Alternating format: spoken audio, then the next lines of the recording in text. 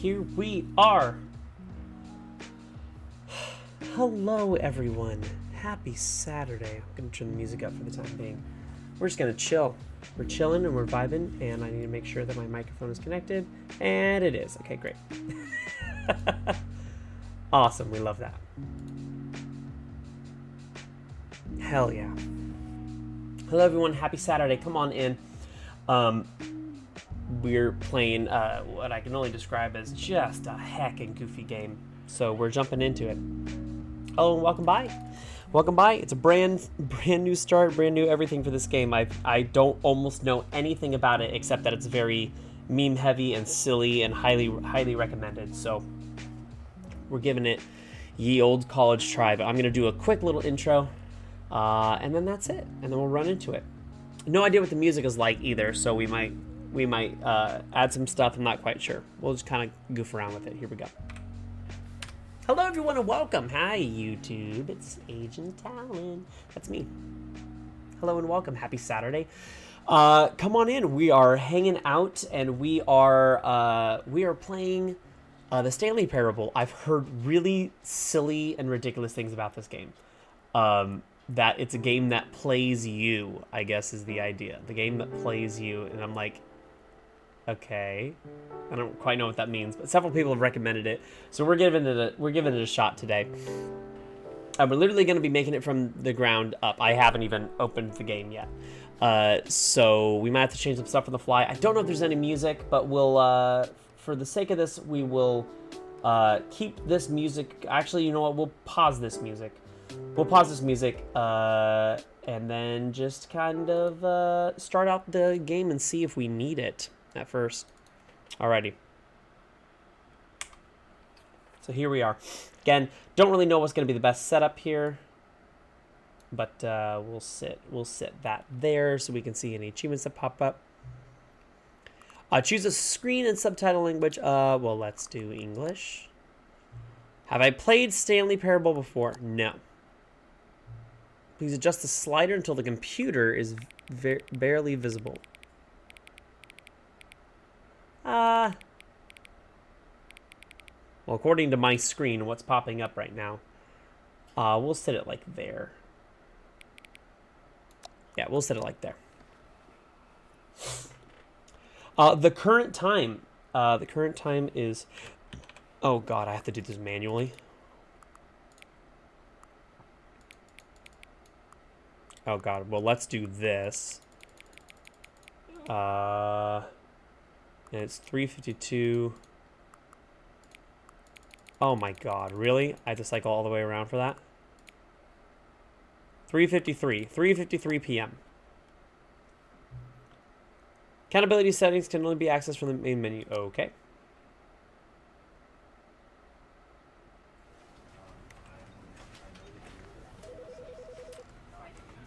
Okay, well, it's an infinite loop on the computer right now, so it's us playing a game about us playing a game. Field view, camera sensitivity. audio, video, borderless. Yeah, borderless is probably what we want to stick with. Controls. We have a jump, we have an interact, we have crouch. Let's do crouch as shift. Okay. I can already tell this is going to be just a silly hacking game.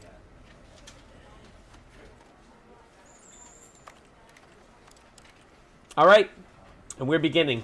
We are beginning the game. So let's go.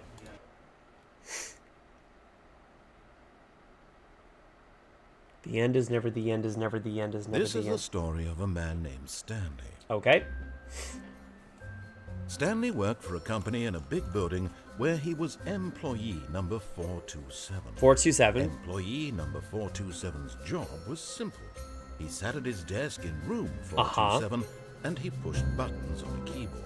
Like I'm doing right now. Orders came to him through a monitor at his desk, telling him what buttons to push, how long to push them, and in what order. This is what employee 427 did every day of every month. That sounds terrible. And although others might have considered it soul-rending, Stanley relished every moment that the orders came in, as though he had been made exactly for this job. And Stanley was happy. Oh, well, good for Stanley. Until... And then one day, something very peculiar happened. Something that would forever change Stanley. Something he would never quite forget. He had been at his desk for nearly an hour when he realized that not one single order had arrived on the monitor for him to follow. No one had showed up to give him instructions, call a meeting, or even say hi. Well, that's Never silly. in all his years at the company had this happened. This complete isolation. Something was very clearly wrong. Shocked, frozen solid, Stanley found himself unable to move for the longest time. But as he came to his wits and regained his senses, he got up from his desk and stepped out of his office.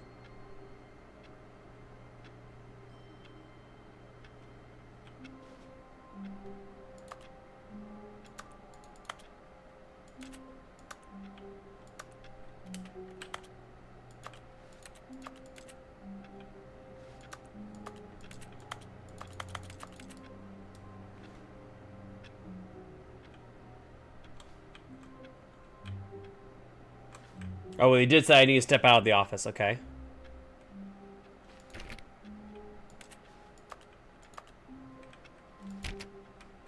All of his co-workers were gone. What could it mean? Stanley decided to go to the meeting room. Perhaps he had... Dude, simply missed the hoof-hearted? memo. No matter how hard Stanley looked, he couldn't find a trace of his co-workers.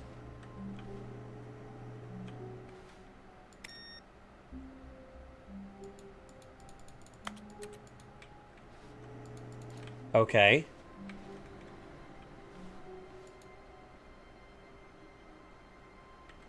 I like my work, I just hate my boss. I get that.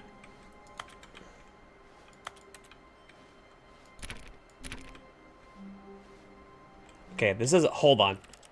This is a little sensitive.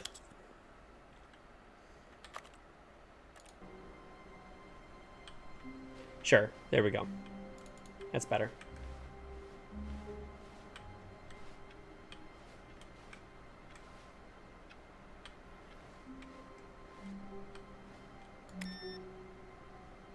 I'm just gonna try to turn off all the computers, I guess.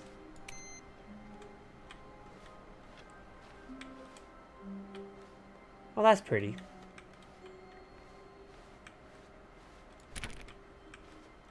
When Stanley came to a set of 2 open doors, he entered the door on his left.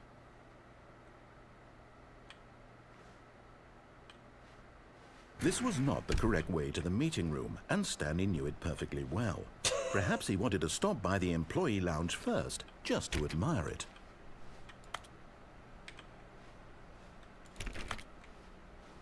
Okay.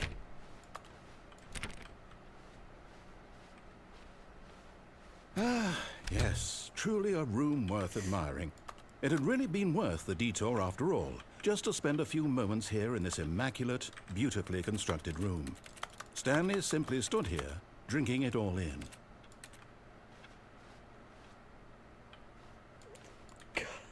Coffee. Yes, really, really worth it being here in the room. A room so utterly captivating that even though all your co-workers have mysteriously vanished, here you sit Hi, looking Kate. at Welcome these on in. chairs and some paintings. Really worth it. We're doing all right. Just dandy. We're At playing this a point, game. Stanley's obsession with this room bordered on creepy and reflected poorly on his overall personality. Okay, well, It's that's just possible rude. that this is why everyone left. Okay. But at last, he'd had enough of the amazing room and took the first open door on his left to get back to business.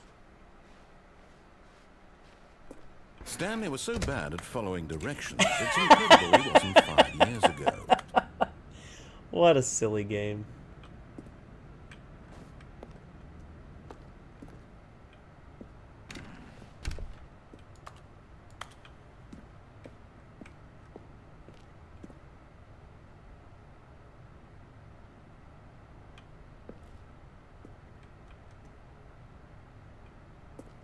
Uh-oh. Where am I going?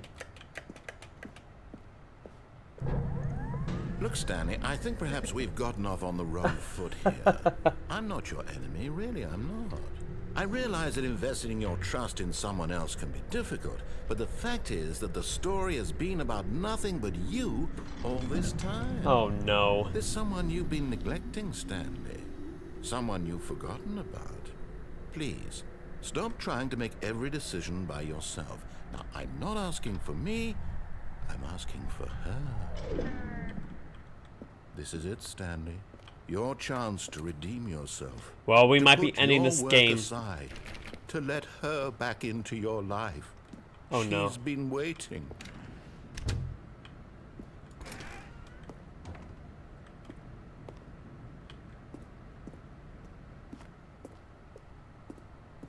Oh god. What a weird and silly game. Okay.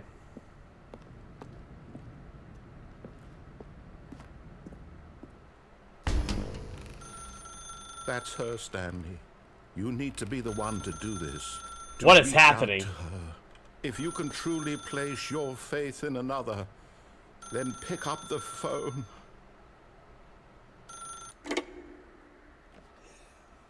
What is happening?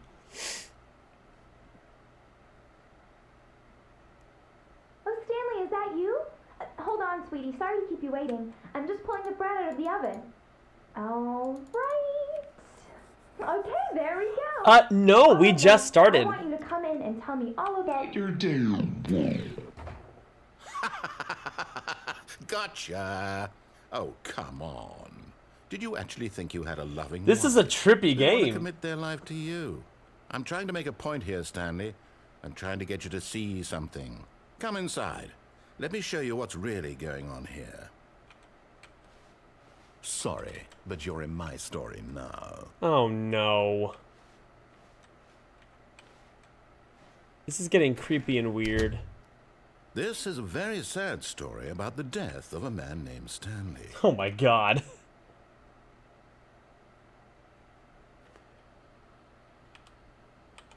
Stanley is quite a boring fellow.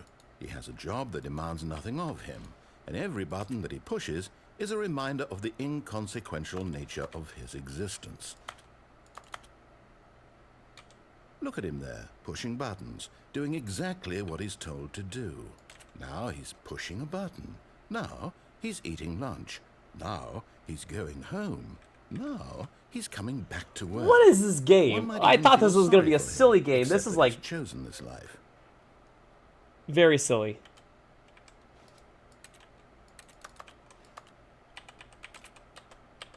But in his mind, in his mind he can go on fantastic adventures.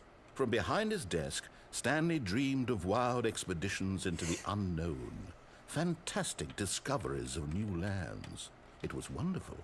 And each day that he returned to work, was a reminder that none of it would ever happen to him. And so he began to fantasize about his own job. First, he imagined that one day while at work, he stepped up from his desk to realize that all of his co-workers, his boss, everyone in the building had suddenly vanished off the face of the earth. The thought excited him terribly. So he went further. He imagined that he came to 2 open doors and that he could go through either. Oh no. At last, choice. It barely even mattered what lay behind each door. The mere thought that his decisions would mean something was almost too wonderful to behold. As he wandered through this fantasy world, he began to fill it with many possible paths and destinations. Down one path lay an enormous round room with monitors and mind controls. And down another was a yellow line that weaved in many directions. And down another was a game with a baby. And he called it the Stanley Parable. It was such a wonderful fantasy, and so in his head he relived it again, and then again, and again, over and over, wishing I'm just beyond gonna hope stare that at it her would and never hope that this end, doesn't get that really he scary. might always feel this free. Surely there's an answer down some new path, mustn't there be? Perhaps if he played just one more time.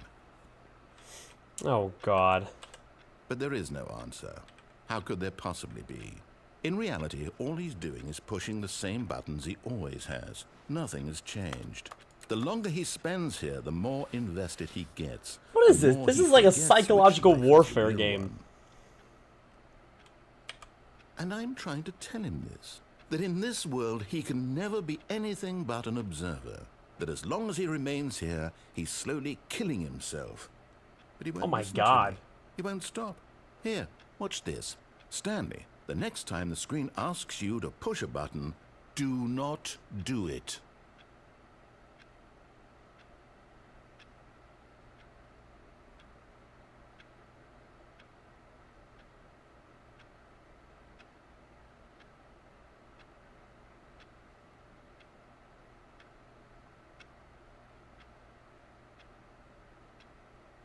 Okay. I'm gonna not do it.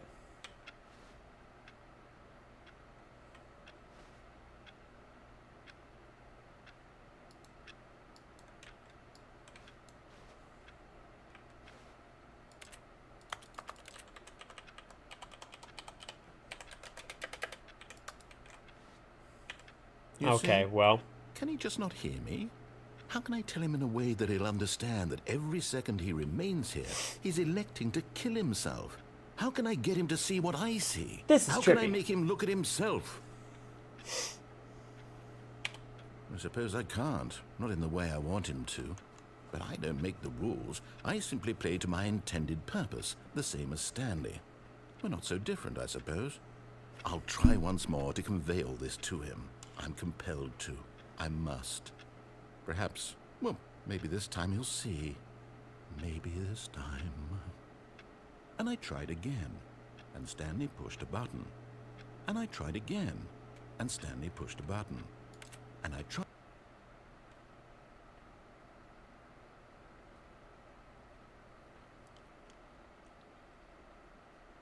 Well then.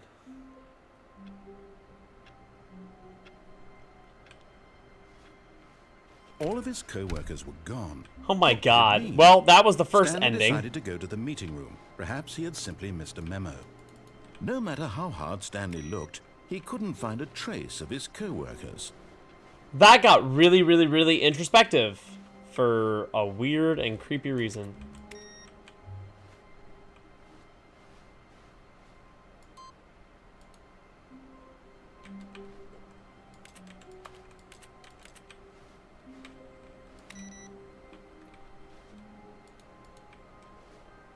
Okay.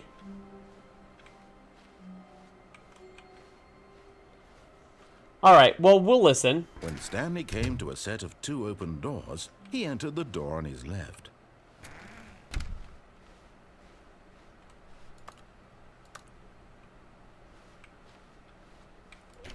All right, nothing there.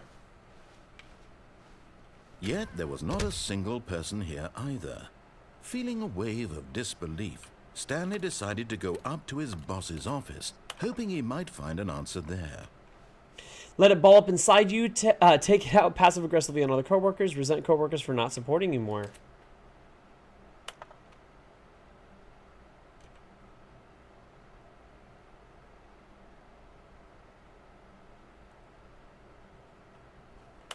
Blue graphic. Everyone is unique. You most of all.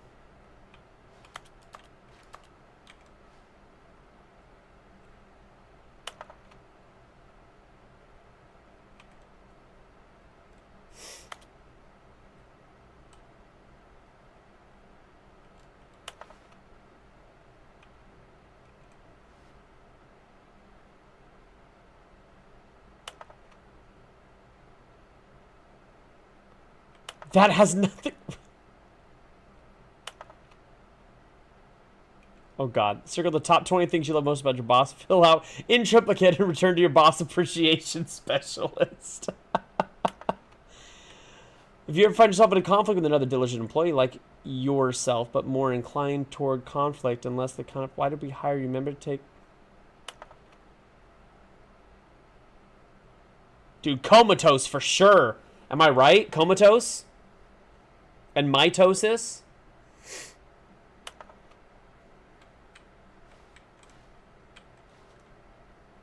Better safe than profits. Business club. Rule number 1. References are not all they're cracked up to be. I get it. It's a reference to The Godfather. Love that.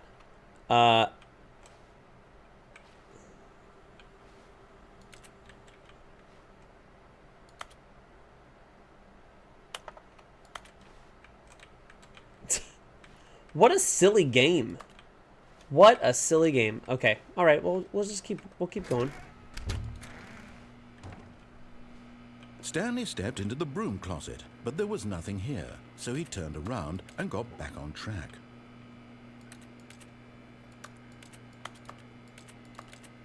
There's nothing? There was nothing here. No choice to make, no path to follow, just an empty broom closet. No reason to still be here. Okay, now we said 2 things about it. It was baffling that Stanley was still just sitting in the broom closet.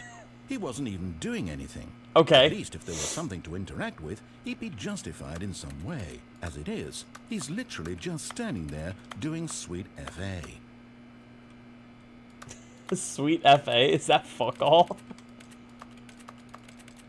Are you really still in the broom closet? Standing around doing nothing? Why? Please offer me some explanation here. I'm genuinely confused. Well, I mean, you keep talking about it, and that's enough for content. To just, you do realize there's no choice or anything in here, right? If I'd said Stanley walked past the broom closet, at least you would have had a reason for exploring it to find out. But it didn't even occur to me because literally this closet is of absolutely no significance to the story whatsoever. And now I'm super intrigued. I never would have thought to mention it.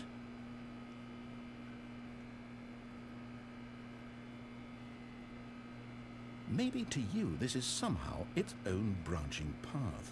Maybe when you go talk about this with your friends you'll say, "Oh, did you get the broom closet ending? The broom closet ending was my favorite." I hope your friends find this concerning.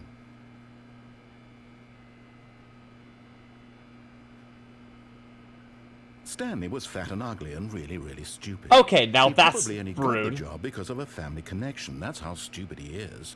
That or with drug money. Also, Stanley is addicted to drugs and hookers. One of the two, yeah. It's not the one you think. Well, I've come to a very definite conclusion about what's going on right now. You're dead.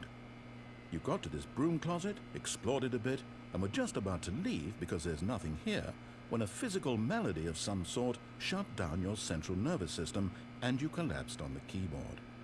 Well, in a situation like this, the responsible thing is to alert someone nearby so as to ensure that your body is taken care of before it begins to decompose. Oh my God. Hello? Anyone who happens to be nearby? The person at this computer is dead. They have fallen prey to any number of your countless human physiological vulnerabilities. It's indicative of the long-term sustainability of your species.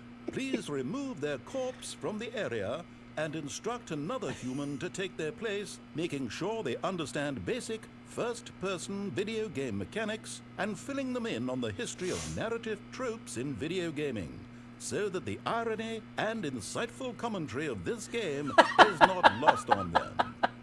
All right, when you've done that, just step out into the hallway.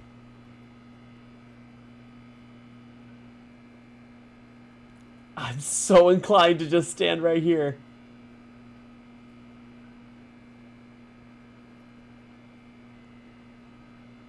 Please have something else.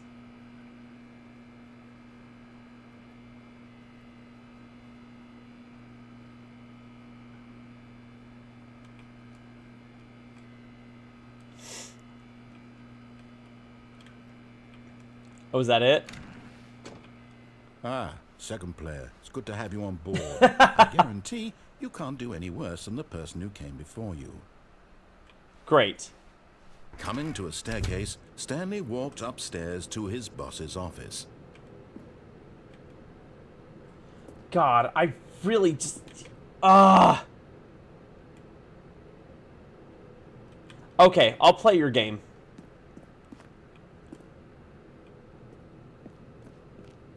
I'll play your game.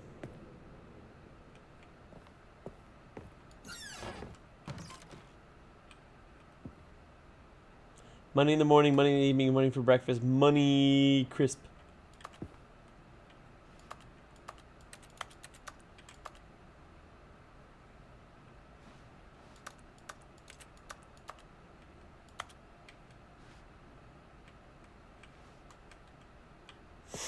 Okay, nothing in the executive bathroom.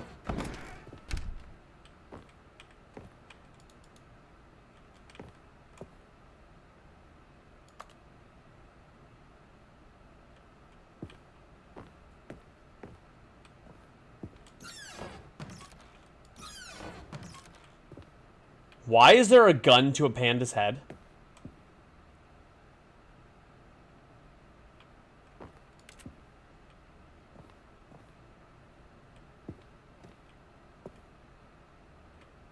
What is this game?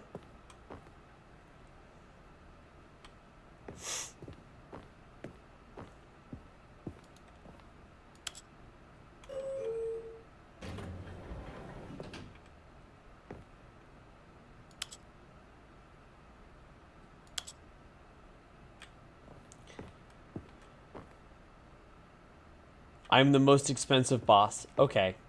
All right, whatever. We'll go into the office. Stepping into his manager's office, Stanley was once again stunned to discover not an indication of any human life. Shocked, unraveled, Stanley wondered in disbelief who orchestrated this. What dark secret was being held from him?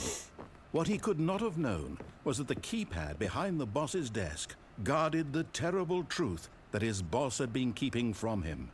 And so the boss had assigned it an extra secret PIN number. 2845. But of course, Stanley couldn't possibly have known this. Yet incredibly, by simply pushing random buttons on the keypad, Stanley happened to input the correct code by sheer luck. Amazing. He stepped into the newly opened passageway. What a silly game.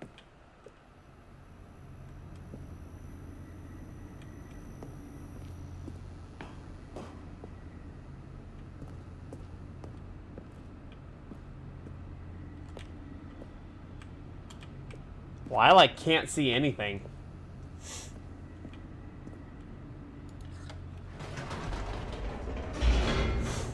What is happening right now?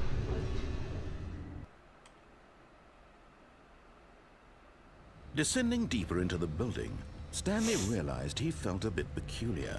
It was a stirring of emotion in his chest, as though he felt more free to think for himself, to question the nature of his job. Why did he feel this now, when for years it had never occurred to him? This question would not go unanswered for long. Aha.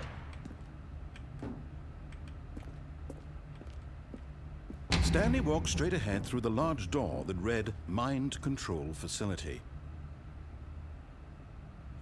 What? Oh no.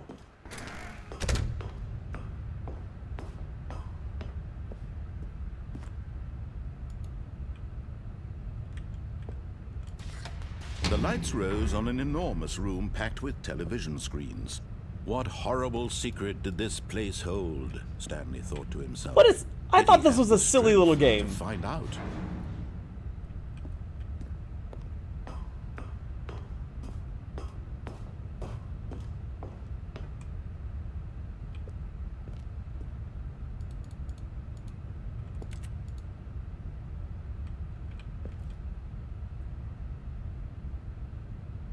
Oh, there's stuff to read, but I cannot read that far. There's no zoom in on here.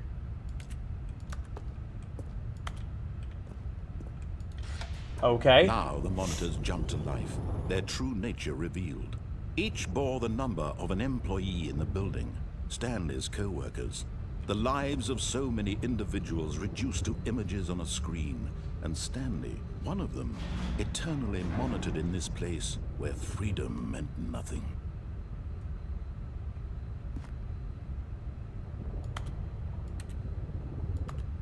That's me. That's me over there.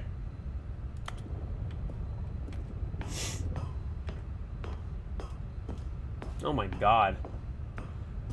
What a trippy ass game. This mind control facility, it was too horrible to believe. It couldn't be true. Had Stanley really been under someone's control all this time? Was this the only reason he was happy with his boring job? That his emotions had been manipulated to accept it blindly?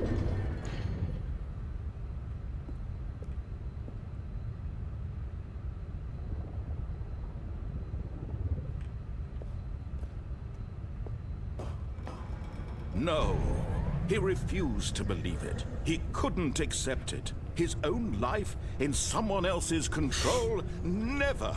Well, it was unthinkable, wasn't it? Was it even possible? Had he truly spent his entire life utterly blind to the world? But here was the proof. The heart of the operation. Controls labeled with emotions. Happy, or sad, or content. Walking, eating, working. All of it monitored and commanded from this very place. And as the cold reality of his past began to sink in, Stanley decided that this machinery would never again exert its terrible power over another human oh, are we life. destroying it? Hold For on. he would dismantle the controls once and for all.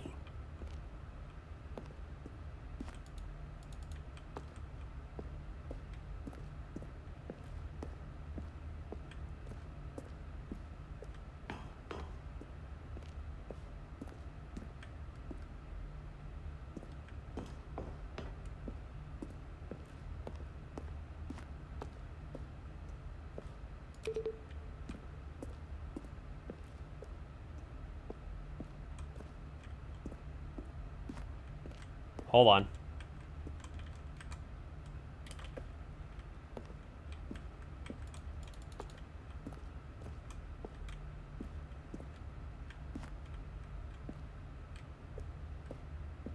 Three.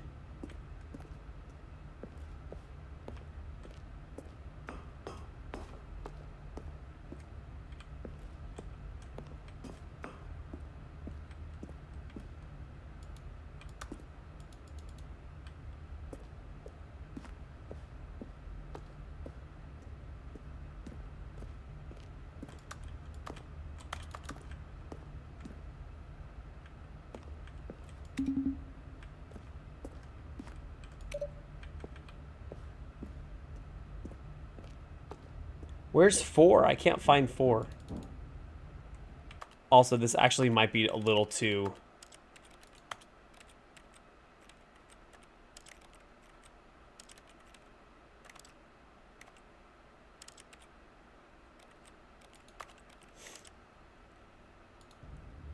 This might be a little too dark. I'm actually having trouble kind of seeing some of the stuff.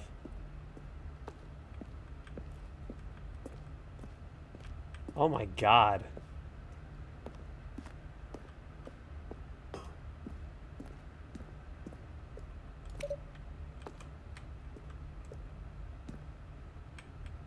I don't know how you get up there.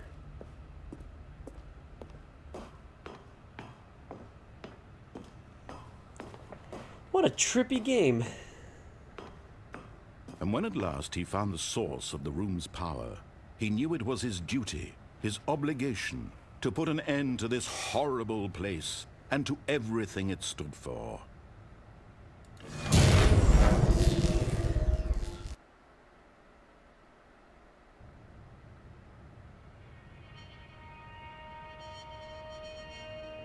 Did we do it? Blackness and a rising chill of uncertainty. Was it over? Yes. He had won. He had defeated the machine, unshackled himself from someone else's command. Oh my God. Freedom was mere moments away. And yet, even as the immense door slowly opened, Stanley reflected on how many puzzles still lay unsolved. Where had his co-workers gone? How had he been freed from the machine's grasp? What other mysteries did this strange building hold? But as sunlight streamed into the chamber, he realized none of this mattered to him, for it was not knowledge or even power that he had been seeking, but happiness. Perhaps his goal had not been to understand, but to let go. This is No so longer would beautifully anyone tell meta. him where to go, what to do, or how to feel. Whatever life he lives, it will be his. And that was all he needed to know. It was perhaps the only thing worth knowing. Stanley stepped through the open door. I don't think it's a door. That's going to be a screen, isn't it? Stanley felt the cool breeze upon his skin, the feeling of liberation, the immense possibility of the new path before him. Oh my God. This was exactly the way, right now, that things were meant to happen. And Stanley was happy. Well, good. Good for Stanley.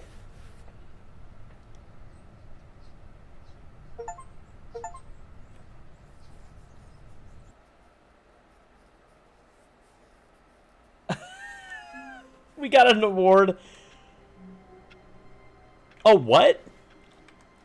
All of his co-workers were gone. What could it mean? Stanley decided to go to the meeting room. Perhaps he had simply missed a memo.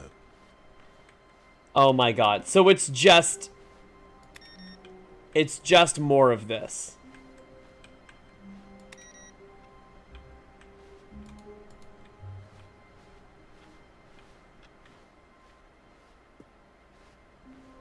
Oh, so is there like When Stanley came to a set of two puzzles open based doors, on the he interaction entered of the door this? on his left.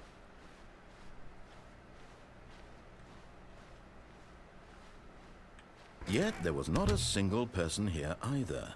Feeling a wave of disbelief, Stanley decided to go up to his boss's office. Coming to a staircase, Stanley walked upstairs to his boss's office.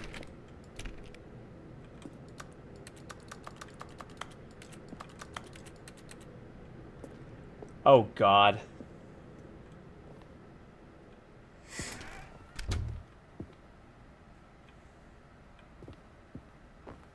Stepping into his manager's office, Stanley was once again stunned to discover not an indication of any human life.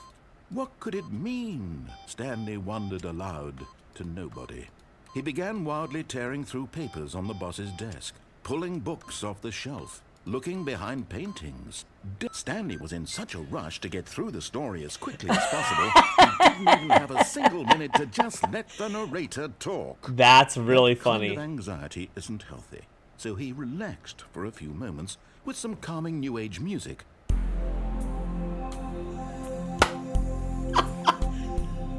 What a beautiful meta game.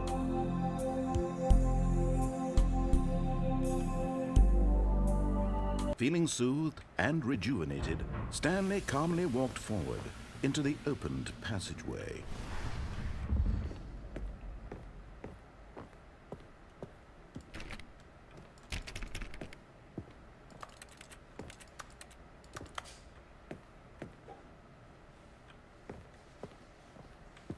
Okay, we're back here. So I think we're just working back Because, like, there might be, like, sort of every variety.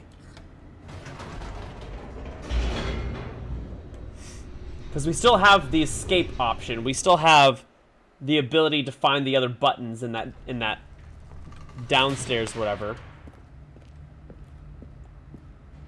Stanley walked straight ahead through the large door that read Mind Control Facility. Oh, we still gotta go back and press on.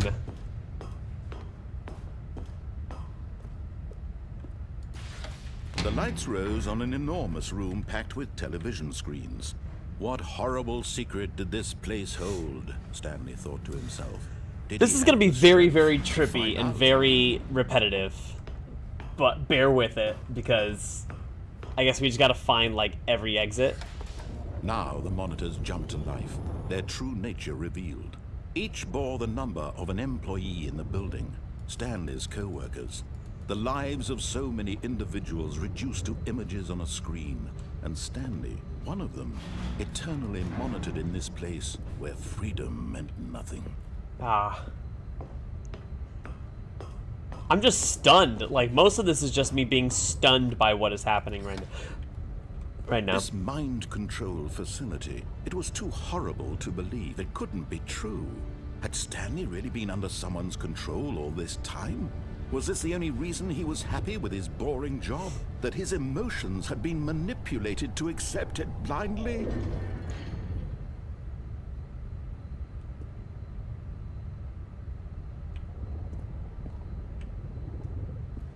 $234. No. He refused to believe it. He couldn't accept it. His own life in someone else's control? Never. It was unthinkable. Wasn't it? Was it even possible? Had he truly spent his entire life utterly blind to the world?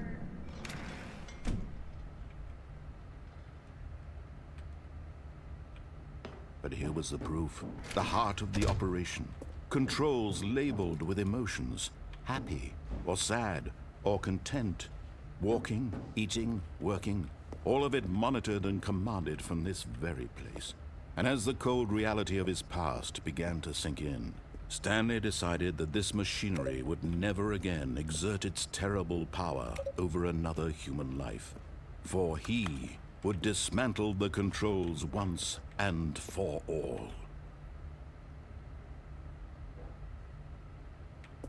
This is so weird. What a weird game. We hit 1, 2.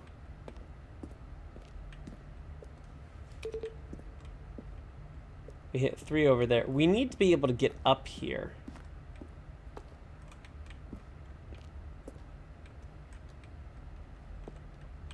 We can't get inside. So is there something else that we have to press? A button that we have to press?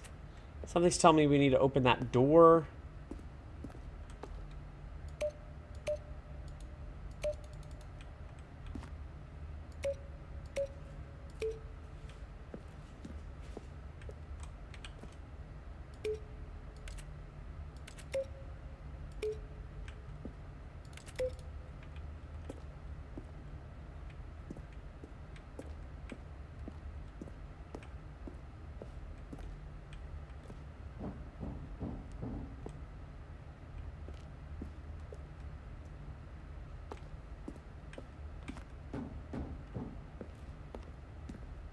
This is trippy.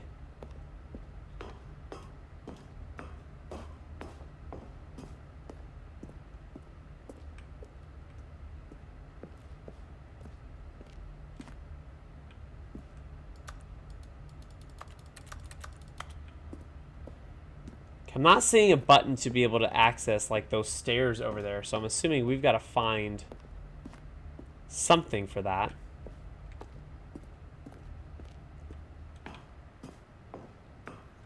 Okay, we're going to turn on the mind control one, and I'm imagining that this is going to be really, really, really weird. And when at last he found the source of the room's power, he knew it was his duty, his obligation, to put an end to this horrible place and to everything it stood for. Oh, Stanley. You didn't just activate the controls, did you? We After did. They kept you enslaved all these years. You We go did. and you tried to take control of the machine for yourself. We Is did. that what you wanted? Control? Oh, Stanley, I applaud your effort, I really do. But you need to understand, there's only so much that machine can do. You were supposed to let it go, turn the controls off, and leave. Oh, God. If you want to throw my story off track, you're going to have to do much better than that. I'm afraid you don't have nearly the power you think you do. For example, and I believe you'll find this pertinent, Stanley suddenly realized he had just initiated the network's emergency detonation system. In the event that this machine is activated without proper DNA identification, nuclear detonators are set to explode, eliminating the entire complex. How long until detonation then? Let's say, 2 minutes. Now this is making things a little more fun, isn't it, Stanley? It's your time to shine. Oh, you God. are the star. It's your story now. Shape it to your heart's desires. Oh, this is much better than what I had in mind. What a shame we have so little time left to enjoy it. Mere moments until the bomb goes off. But what precious moments each one of them is. More time to talk about Oh, my you, Lord. about me, where we're going, what all this means. I barely know where to start. What's that? 1, 2. You'd like to know where your co-workers are? A moment of solace before you're obliterated? All right, I'm in a good mood. You're gonna die anyway. I'll tell you exactly what happened to them. I erased them. I turned off the machine. I set you free. Of course, that was merely in this instance of the story. Sometimes when I tell it, I simply let you sit there in your office forever, pushing buttons endlessly and then dying alone. Other times, I let the office sink into the ground, swallowing everyone inside, or I let it burn to a crisp. I have to say this, though, this version of events has been rather amusing. Watching you try to make sense of everything and take back the control wrested away from you, it's quite rich. I almost hate to see it go. But I'm sure whatever I come up with on the next go-around will be even better. My goodness, only 34 seconds left. But I'm enjoying this so much. You know what? To hell with it. I'm going to put some extra time on the clock. Why not? These are precious additional seconds, Stanley. Time doesn't grow on trees. Oh dear me, what's the matter, Stanley? Is it that you have no idea where you're going or what you're supposed to be doing right now? Or did you just assume when you saw that timer that something in this room was capable of turning it off? I mean, look at Oh my God. running from button to button, screen to screen, clicking on every little thing in this room. These numbered buttons, no, these colored ones, or maybe this big red button, or this door. Everything, anything, something here will save me. Why would you think that, Stanley? That this video game can be beaten? Won? Solved? Do you have any idea what your purpose in this place is? Oh, God. You're in for quite a disappointment. Oh, But here's a no. spoiler for you. That timer isn't a catalyst to keep the action moving along. It's just seconds ticking away to your death. Well, great. You're only still playing instead of watching a cutscene because I want to watch you for every moment that you're powerless. To see you made humble. This is not a challenge. It's a tragedy. You wanted to control this world, that's fine. But I'm going to destroy it first, so you can't. Take a look at the clock, Stanley. That's 30 seconds you have left to struggle. 30 seconds until a big boom and then nothing. No ending here, just you being blown to pieces. Will you Great. cling desperately to your frail Oh life, my or God. will you let it go peacefully? Another choice. Make it count, or don't. It's all the same to me, all a part of the joke. And believe me, I will be laughing at every second of your inevitable life. Oh my God. From the moment we fade in until the moment I say, happily ever after.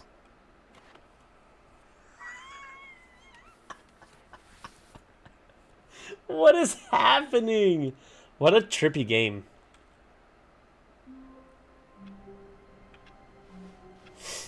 All of his co-workers were gone. What could it mean?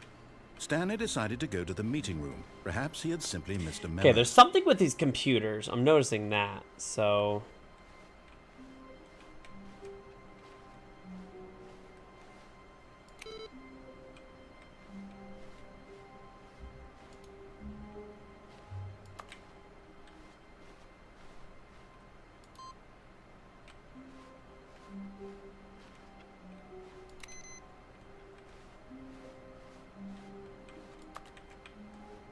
Okay.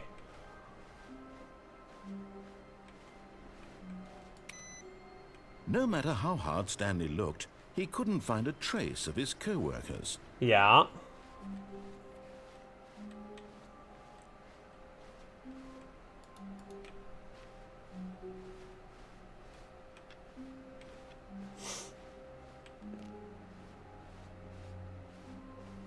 When Stanley came to a set of 2 open doors, he entered the door on his left. Okay. Again, we're going to follow the instructions, and then this time we're going to go Yet all the way. there was not a single person here either.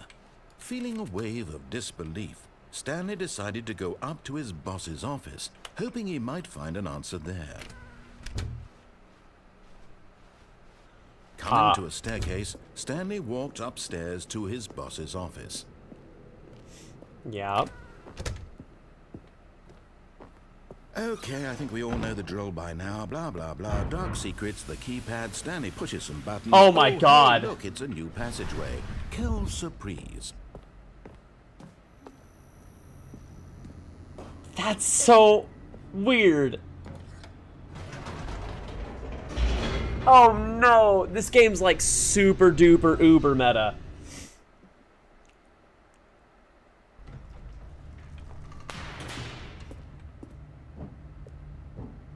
Stanley walked straight ahead through the large door that read Mind Control Facility. Although this passageway had the word escape written on it, the truth was that at the end of this hall, Stanley would meet his violent death. Okay, well, so be it.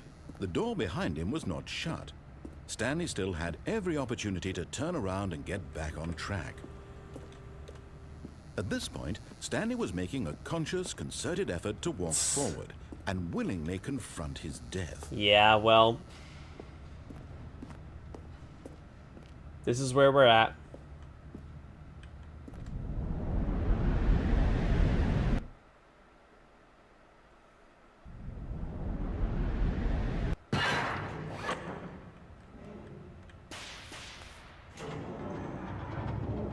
As the machine whirred into motion and Stanley was inched closer and closer to his demise, he reflected that his life had been of no consequence whatsoever. Jesus. Stanley can't see the bigger picture. He doesn't know the real story, trapped forever in his narrow vision of what this world is. Perhaps his death was of no great loss, like plucking the eyeballs Oh from a my blind God. man. And so he resigned and willingly accepted this violent end to his brief and shallow life. Farewell, Stanley. Thanks. Okay. "Farewell, Stanley," cried the narrator, as Stanley was led helplessly into the enormous metal jaws. In a single visceral instant, Stanley was obliterated as the machine crushed every bone in his body, killing him instantly. Well.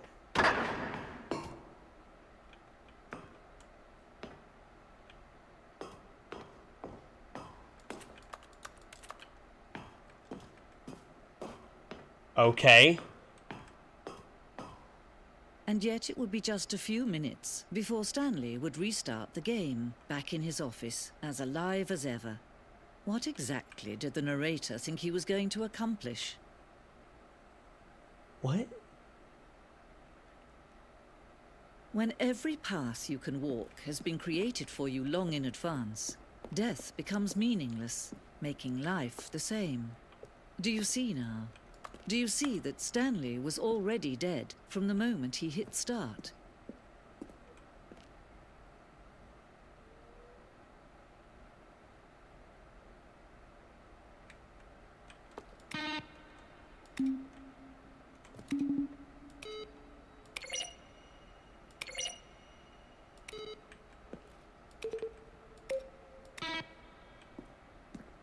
Great.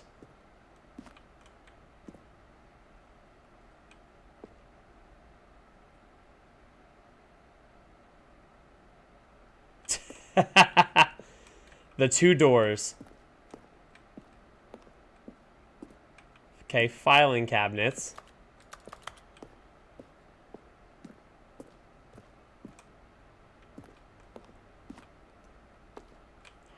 What is happening.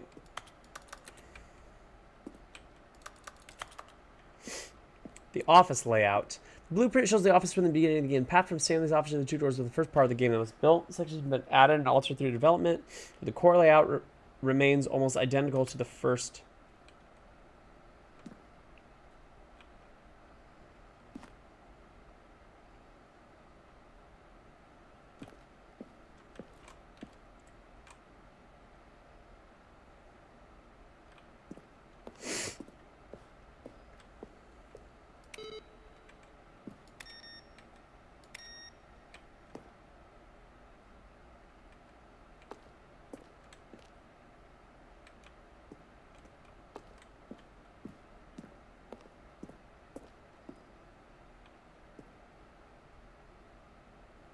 Early version of the maintenance room. Here's a copier. Dum. Boop boop biddy.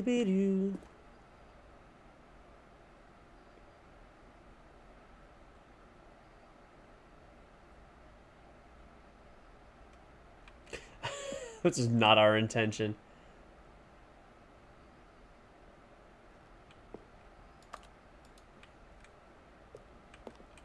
Interesting.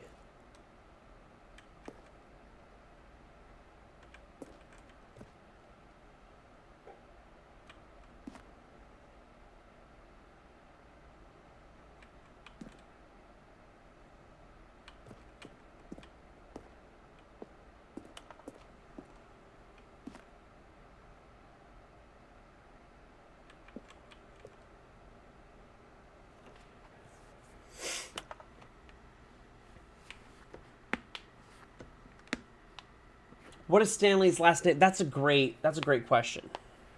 I think it's Yelnats.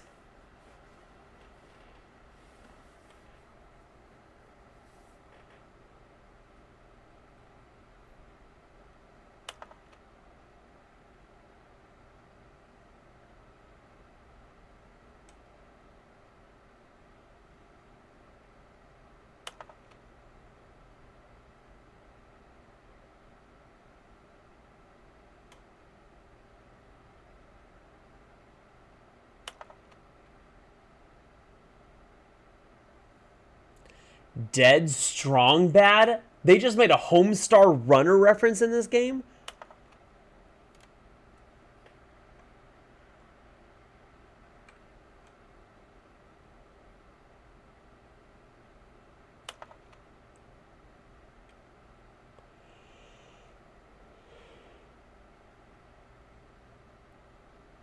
Okay.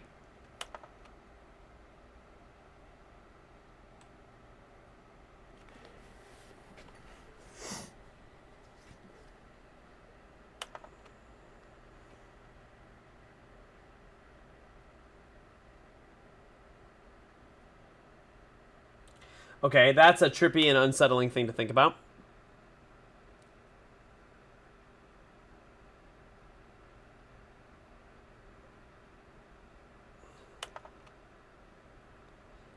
Will the game feature capybaras? That's a very, very viable question, and I don't think... I mean, we'll figure out, but I don't think so.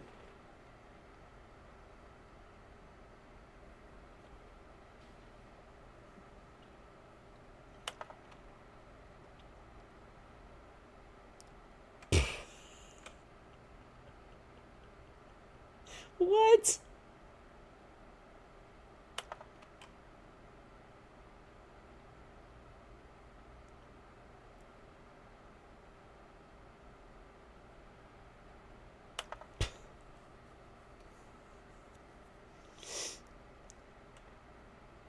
Oh, desert boots.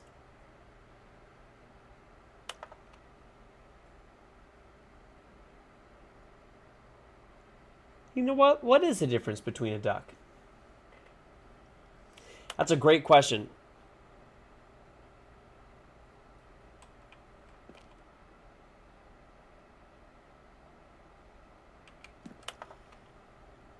I don't think so.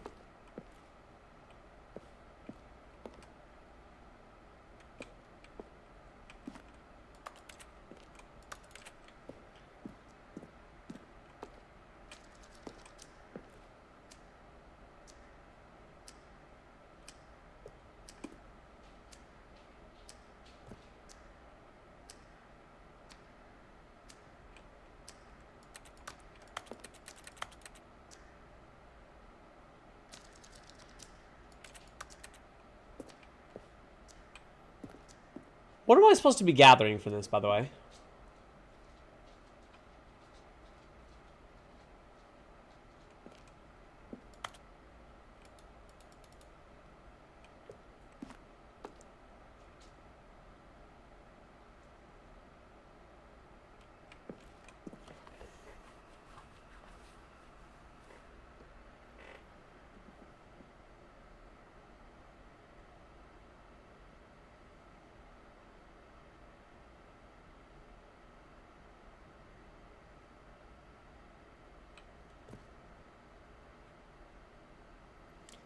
Discuss the number of designs, but ultimately is the simplest version that.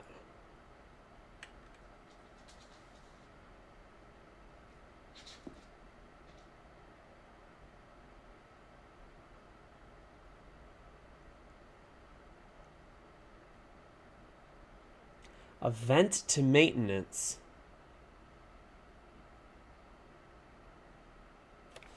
I'm going to take a photo of this really quickly.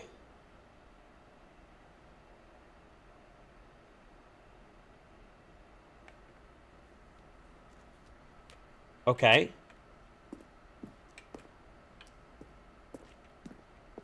What's over here?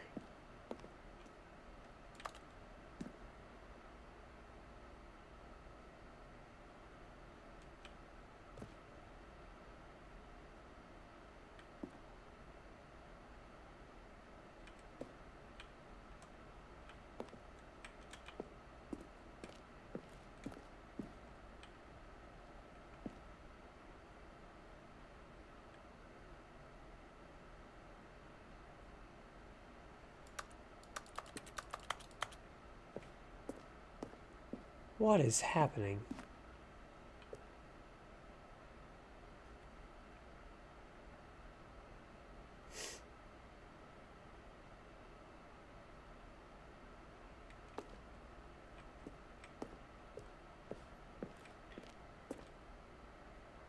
Okay, the Zending, or the Z ending.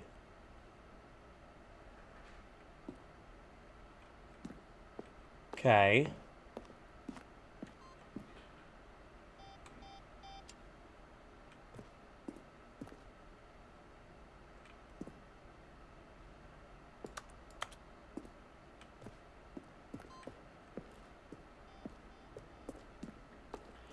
I don't know how far this goes.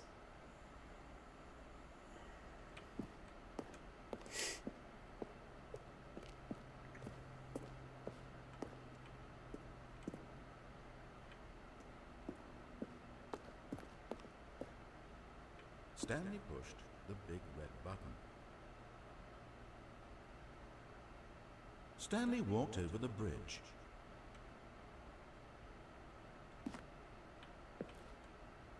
When Stanley came to the lift, he traveled upward to the power source at the top of the facility to end this injustice forever. Interesting. Oh, hi, Sash. Hi. Hi, Pepper. Hi, Sasha. Hey, Beep. Hey, Beep. I think they might be getting hungry or nervous or silly.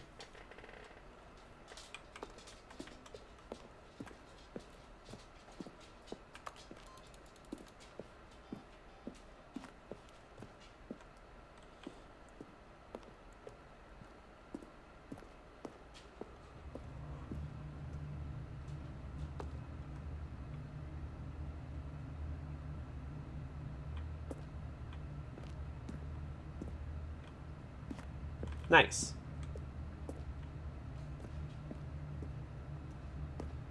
Can't walk into any of those. Okay.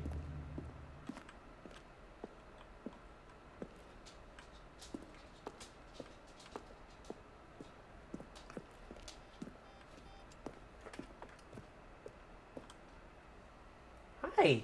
Hi, Sasha. You want to come say hi real quick? Hi, baby. Here's my big girl. Hi, big girl. I love you.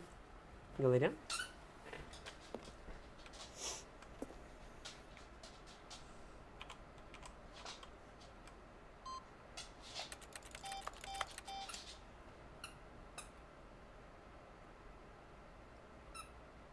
Are we supposed to be clicking something on this?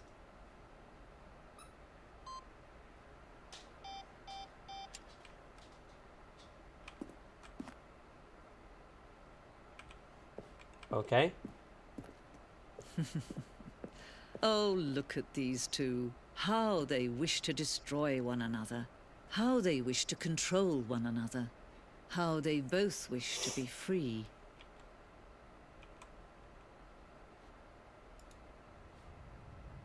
Can you see? Can you see how much they need one another? No, perhaps not. Sometimes these things cannot be seen. But listen to me. You can still save those two. You can stop the program before they both fail. Push escape and press quit. There's no other way to beat this game. As long as you move forward, you'll be walking someone else's path. Stop now and it'll be your only true choice. Whatever you do, choose it. Don't let time choose for you. Don't let... It's meant to happen. Stanley, I'm sorry.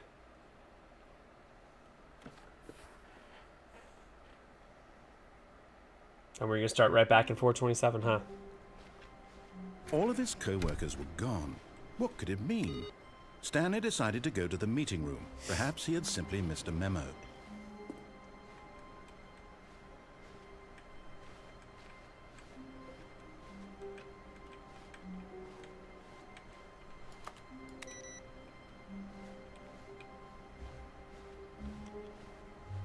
Was there going to be... Are we making progression based on one of the other computers? No matter how hard Stanley looked, he couldn't find a trace of his co-workers.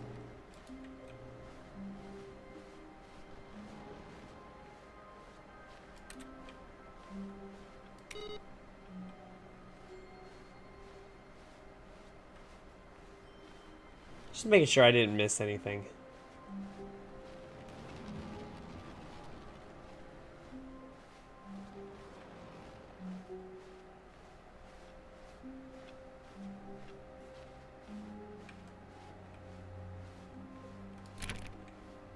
When Stanley came to a set of 2 open doors, he entered the door on his left.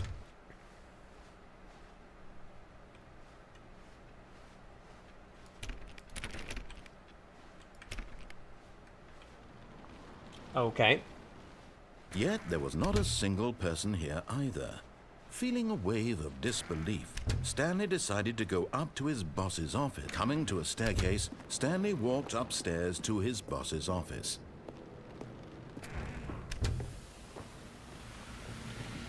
Here's the door, just go.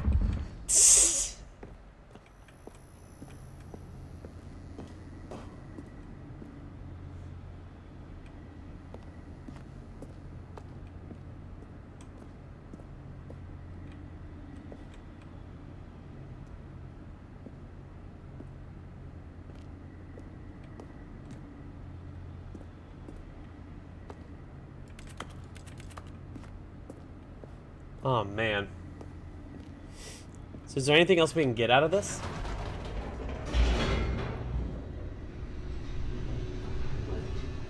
Is there anything else that we can learn from going down this section? Because clearly there's different dialogue here. There's new, different dialogue to get out here. Stanley walked straight ahead through the large door that read Mind Control Facility.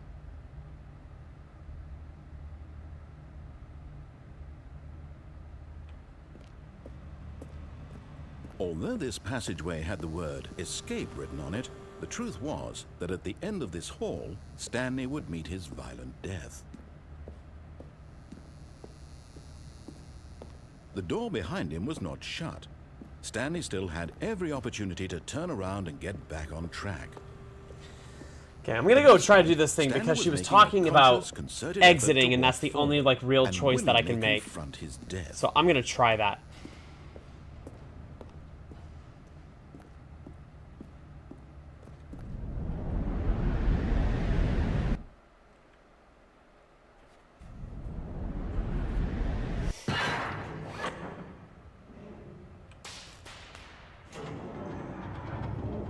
As the machine whirred into motion and Stanley was inched closer and closer to his demise, he reflected that his life had been of no consequence whatsoever. Aww. Stanley can't see the bigger picture.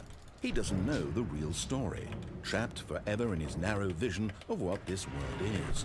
Perhaps his death was of no great loss, like plucking the eyeballs from a blind man. And so he resigned and willingly accepted this violent end to his brief and shallow life. Farewell, Stanley.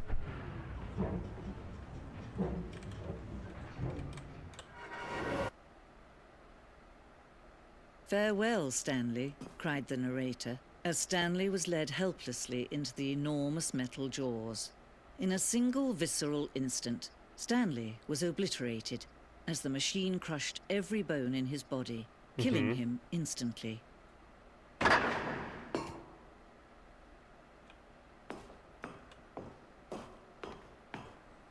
And yet it would be just a few minutes before Stanley would restart the game, back in his office, as alive Jesus, as ever. this is just like a What massive exactly multiple did the narrator endings think based he was going to accomplish? finding game. When every path you can walk has been created for you long in advance, death becomes meaningless, making life the same. Do you see now? Do you see that Stanley was already dead from the moment he hit start?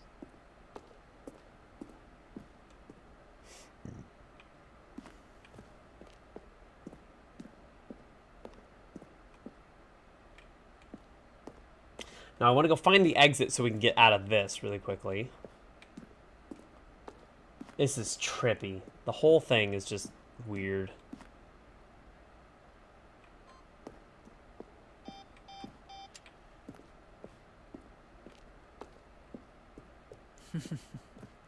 Oh, look at these two. How they wish to destroy one another. How they wish to control one another. How they both wish to be free.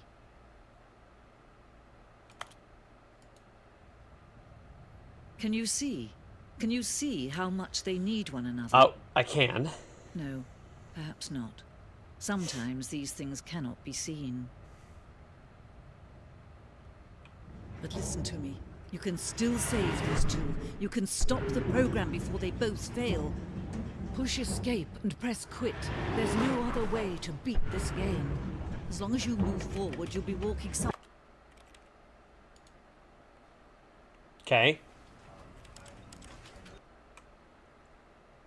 Great. This is the story.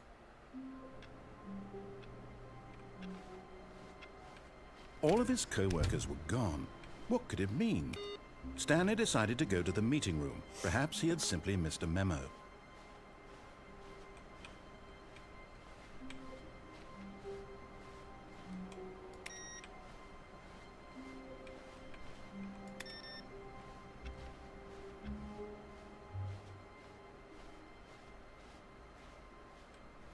When Stanley came to a set of 2 open doors, he entered the door on his left.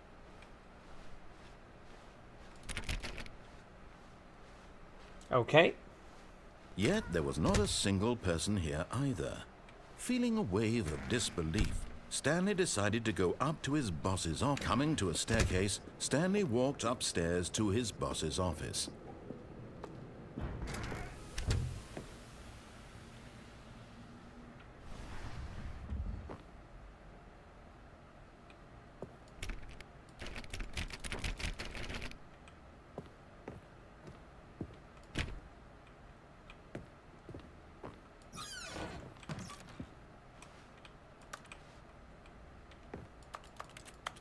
Huh.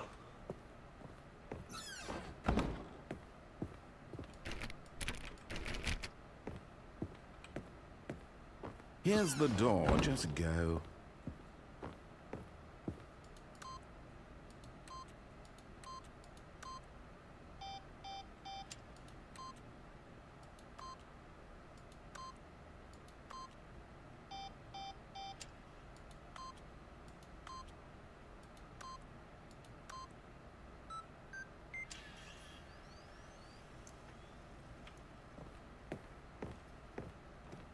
Because the thing is, I don't think there's anything else in this exit. So does that mean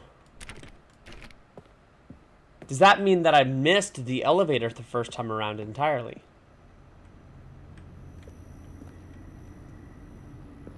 Or does that mean that there's something else hidden on one of these paths?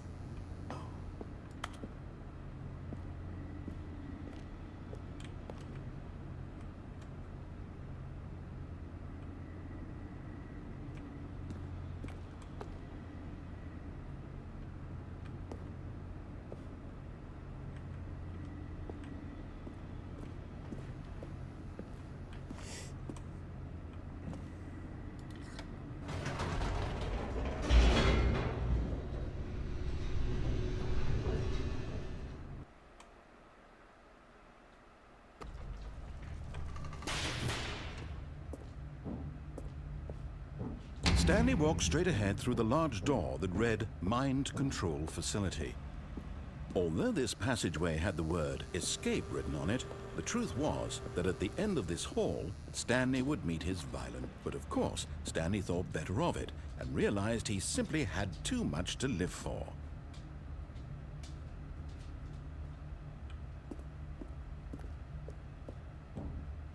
Call extension 914 immediately. Can we go back up? Whoops. Nope. Never mind. Stanley actually got back into the elevator and went back up. Silly me. Oh no. Why did Stanley do that when he knew that it would just lead back to his boss's office? Well, that's a great question. I just can't wait to find out.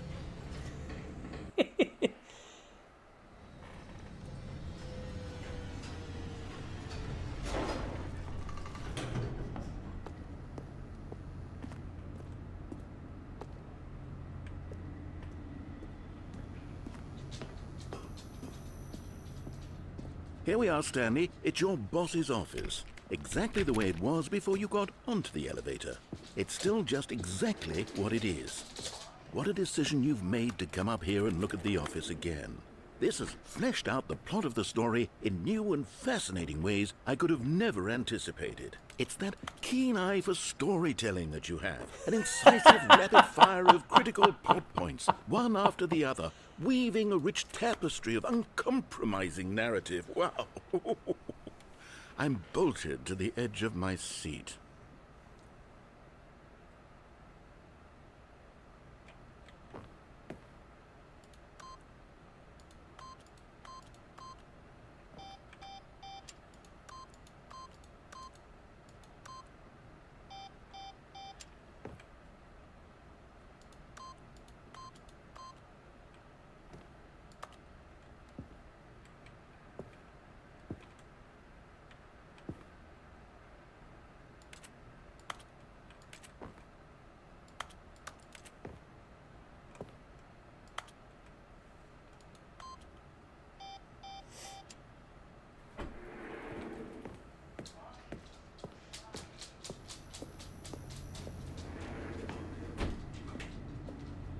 Incredible.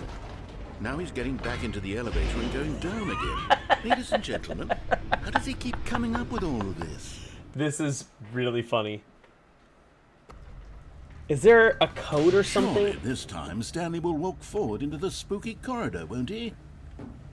Stanley walked straight ahead through the large door that read Mind Control Facility.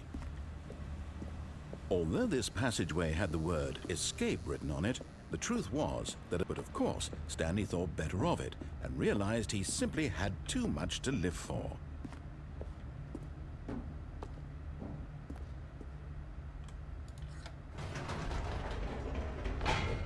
Did you think we were going to go forward down the spooky corridor? No. It's time once again to go back up in the elevator. I can't even begin to grapple with what might be up there. Is it the boss's office again? Or what if it's the boss's office this time? The suspense is killing me. This is funny. Oh my god, please be the boss's office again.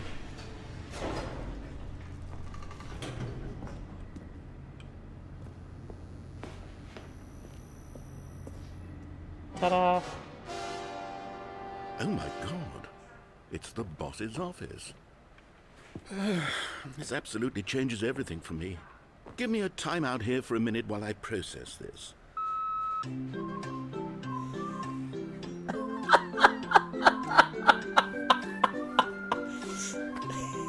What is happening? What a ridiculous game. Okay, I'm ready. I'm prepared to embrace this stunning revelation and to move forward with... No, wait. No, I need more time to process.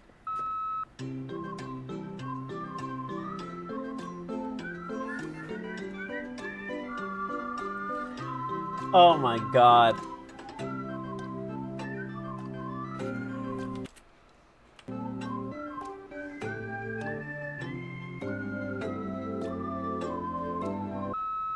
All right.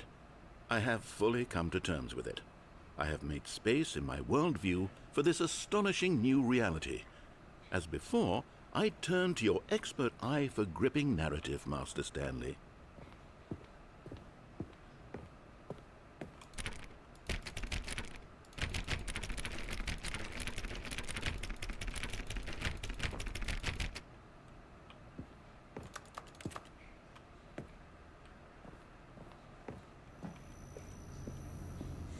Please say something super negative and everything about me going back down again. Going back down in the elevator. How did I not anticipate it? I mean, sure, now it's obvious, but you have to understand that 30 seconds ago, this kind of thing had never been attempted before. I had no frame of reference to even anticipate it. That's just how revelatory Stanley's decision-making is. A breath of fresh air in a landscape of storytelling that has grown stale and repetitive. This guy, man.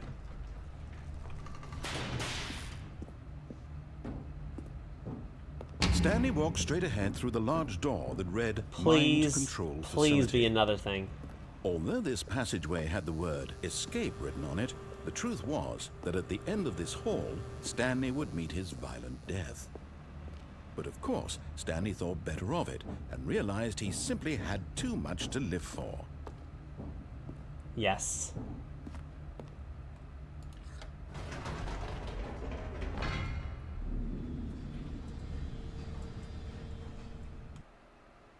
Oh, does he stop narrating? You know what? I've just thought of something. Hold on, let's stop for a moment. Don't you realize? It's the anticipation, Stanley. You and I, we have no way of knowing what will be at the top of this elevator. But the suspense, the agony of waiting and anticipating and having to guess, that's the real thrill. Oh, I simply don't want to let that feeling go. It's so precious, so fleeting. Why don't we take this elevator ride nice and slow? There we go. Isn't this so much more exciting? You know, my Stanley, God. it seems like nowadays the only thing that audiences want is to be shocked as loudly and frequently as possible. They want big, explosive moments flung right in their faces from the very moment that things get started. Oh my Where's the lord. tush? Where's the trust in the audience to build a slow and nuanced appreciation for the story, the characters? Why aren't we given time to imagine the surprises, to have to think and to anticipate, and then to marvel at the eventual reveal? This is storytelling, Stanley. What you and I are doing right now. This is the most exciting narrative to be developed in years, and it's really all because of you. You're the one who took this bold step of revisiting the exact same locations over and over. Truly, I mean it. This is unique and different. It's not like anything else out there. You see, I want stories that surprise me, Stanley. I want to have to think.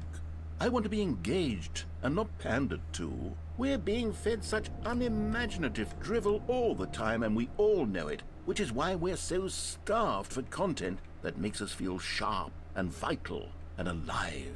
That's why people like you so much, Stanley, because you're not afraid to spit in the face of tradition. You're a role model, you know?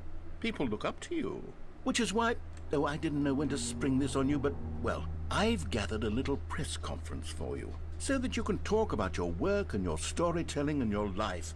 Yes, I know you're not much for the public eye, but I thought it would especially mean a lot to the people who have been following you from the beginning. They really look up to you, Stanley. It's gonna be no one, I don't isn't know it? if you realize the impact you have on them. It's This gonna- is the kind of gesture that might leave a tremendous impact on them for the better. Oh, good, we're here. Okay, the room where we're holding the press conference should be just around the corner here somewhere.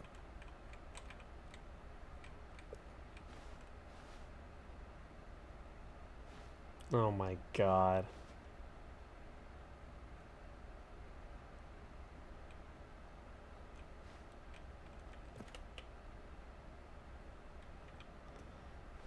Oh, bless.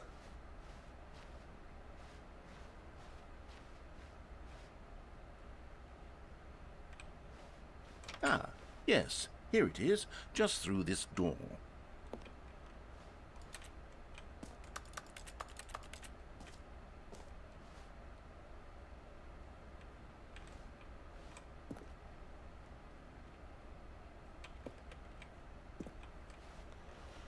Oh, boy. All right, are you ready? I've told them you're going to speak a little bit My about the writer nature of surprise on in storytelling chair and go. what it means to craft a truly unpredictable narrative. Oh, don't worry, you'll do great. Just be yourself and speak from the heart. I'm really proud of you, Stanley. Okay, it looks like they're ready for you. Go get them.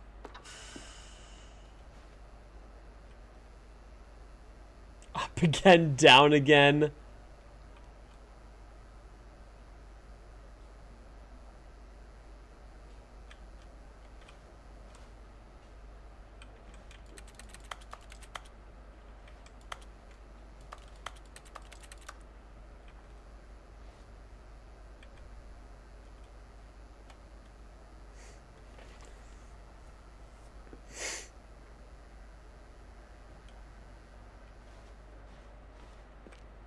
This game is ridiculous.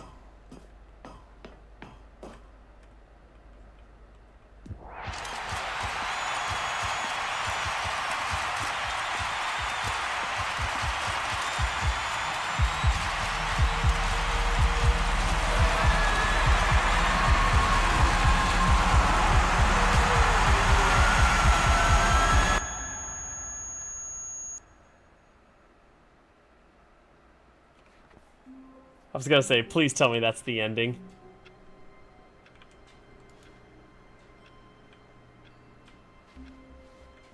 Already this was uncomfortable, and Stanley decided that as soon as he found a new space he felt safe in, that he would never leave it again in his life.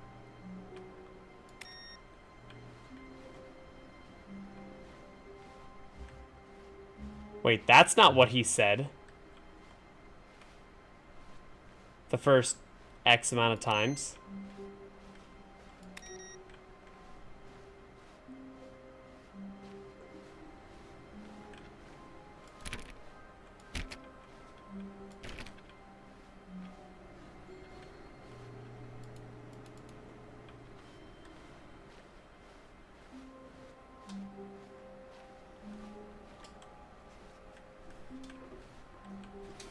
Hi, baby girl.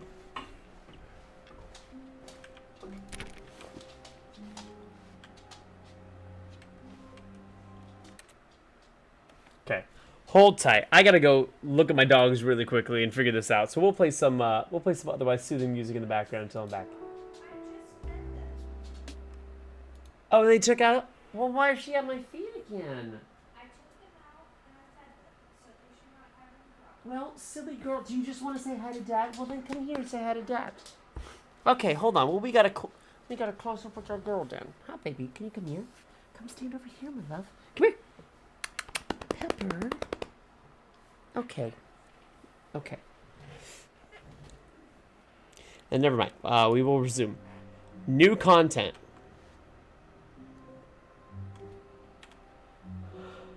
Do we go in the new content door? Or do we keep going with the old content despite the fact that we have the new content door? When Stanley came to a set of 2 open doors, he entered the door on his left.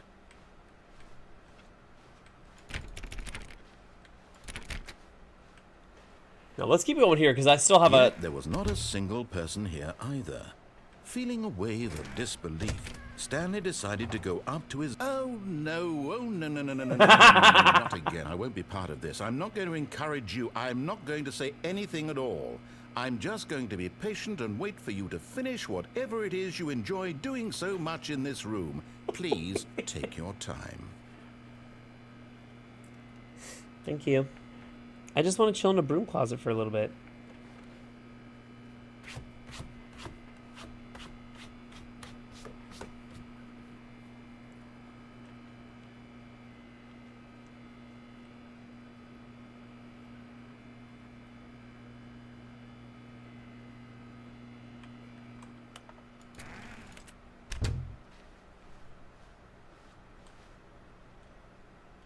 Coming to a staircase, Stanley walked upstairs to his boss's office.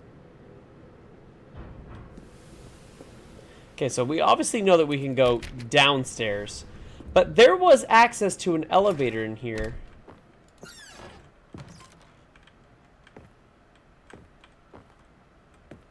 That we didn't have access to before for whatever reason, so let's go down.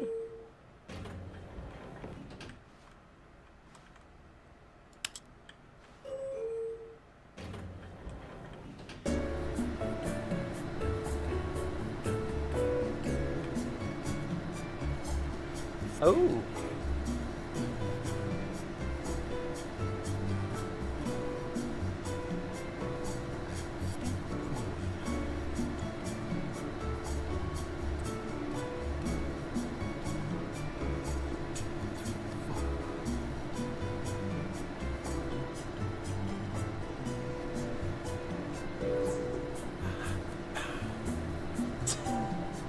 Oh, is he like whispering stuff along with it?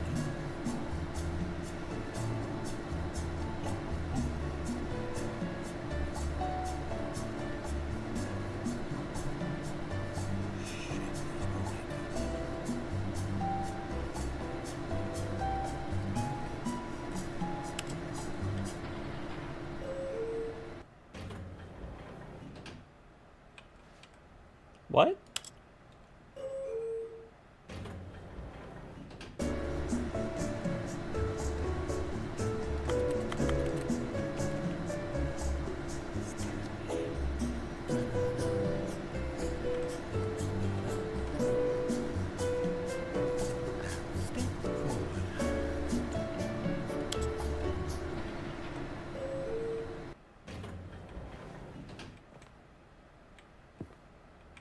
Oh.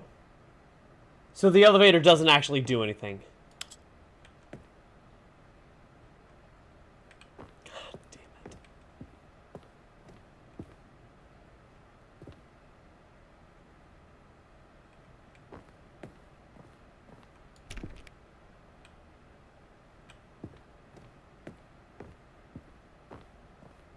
Here's the door. Just go. Okay, are we finding another ending? We can find another ending, right?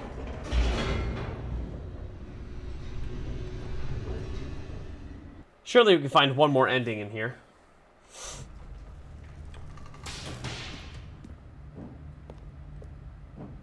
Stanley walked straight ahead through the large door that read Mind Control Facility.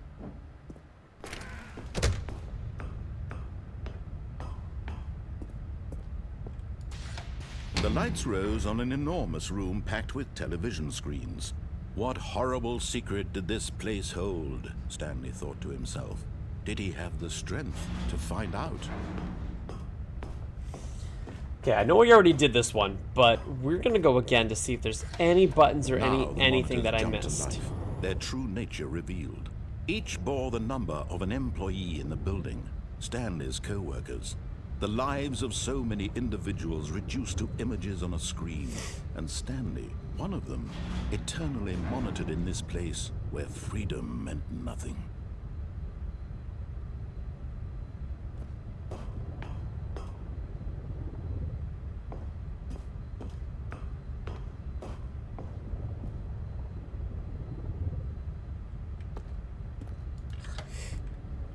This mind control facility, it was too horrible to believe it couldn't be true.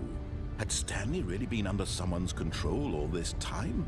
Was this the only reason he was happy with his boring job? That his emotions had been manipulated to accept it blindly? No, he refused to believe it. He couldn't accept it. His own life in someone else's control? Never! It was unthinkable, wasn't it? Was it even possible? Had he truly spent his entire life utterly blind to the world? Well, I'd like to think not.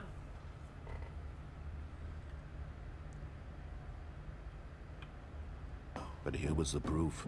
The heart of the operation. Controls labeled with emotions. Happy, or sad, or content. Walking, eating, working. All of it monitored and commanded from this very place. And as the cold reality of his past began to sink in, Stanley decided that this machinery would never again... Oh, Stanley, you didn't just activate the controls, did you? After they kept you enslaved all these years, you go and you try to take control of the machine for yourself. Is that what you wanted? Control? Oh, Stanley, I applaud your effort, I really do. But you need to understand, there's only so much that machine can do. You were supposed to let it go, turn the controls off, and leave. If you want to throw my story off track, you're going to have to do much better than that. I'm afraid you don't have nearly the power you think you do. For example, and I believe you'll find this pertinent, Stanley suddenly realized he had just initiated the network's emergency detonation system. All right. In the event that this Let's see if there's anything else in this door, because this door was open. Identification, nuclear detonators are set to explode, eliminating the entire complex. How long until detonation then? Let's say 2 minutes. Ah, now this is making things a little more fun, isn't it, Stanley? It's your time to shine. You are the star. It's your story now. Shape it to your heart's desires. Oh, this is much better than what I had in mind. What a shame we have so little time left to enjoy it. Mere moments until the bomb goes off. But what precious moments each one of them is. More time to talk about you, about me, where we're going, what all this means. I barely know where to start. What's that? You'd like to know where your co-workers are? A moment of solace before you're obliterated? All right, I'm in a good mood. You're gonna die anyway. I'll tell you exactly what happened to them. I erased them. I turned off the machine. I set you free. Of course, that was merely in this instance of the story. Sometimes when I tell it, I simply let you sit there in your office forever, pushing buttons endlessly and then dying alone. Other times, I let the office sink into the ground, swallowing everyone inside, or I let it burn to a crisp. I have to say this, though, this version of events has been rather amusing. Watching you try to make sense of everything and take back the control wrested away from you, it's quite rich. I almost hate to see it go. But I'm sure whatever I come up with on the next go-around... All right, so let's begin the game again, because I'm not finding anything in this last section. All of his co-workers were gone. What could it mean?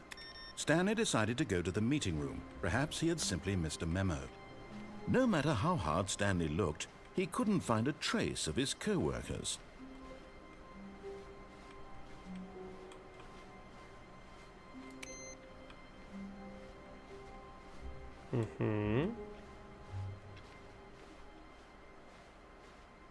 Okay, so there's still plenty of content we have not done, so I'm going to keep going. When Stanley came to a set of 2 open doors, he entered the door on his left. He did, and we did, but now beyond that, we need to go down the stairs this time. Yet there was not a single person here either. Feeling a wave of disbelief, Stanley decided to go up to his boss's office, hoping he might find an answer there.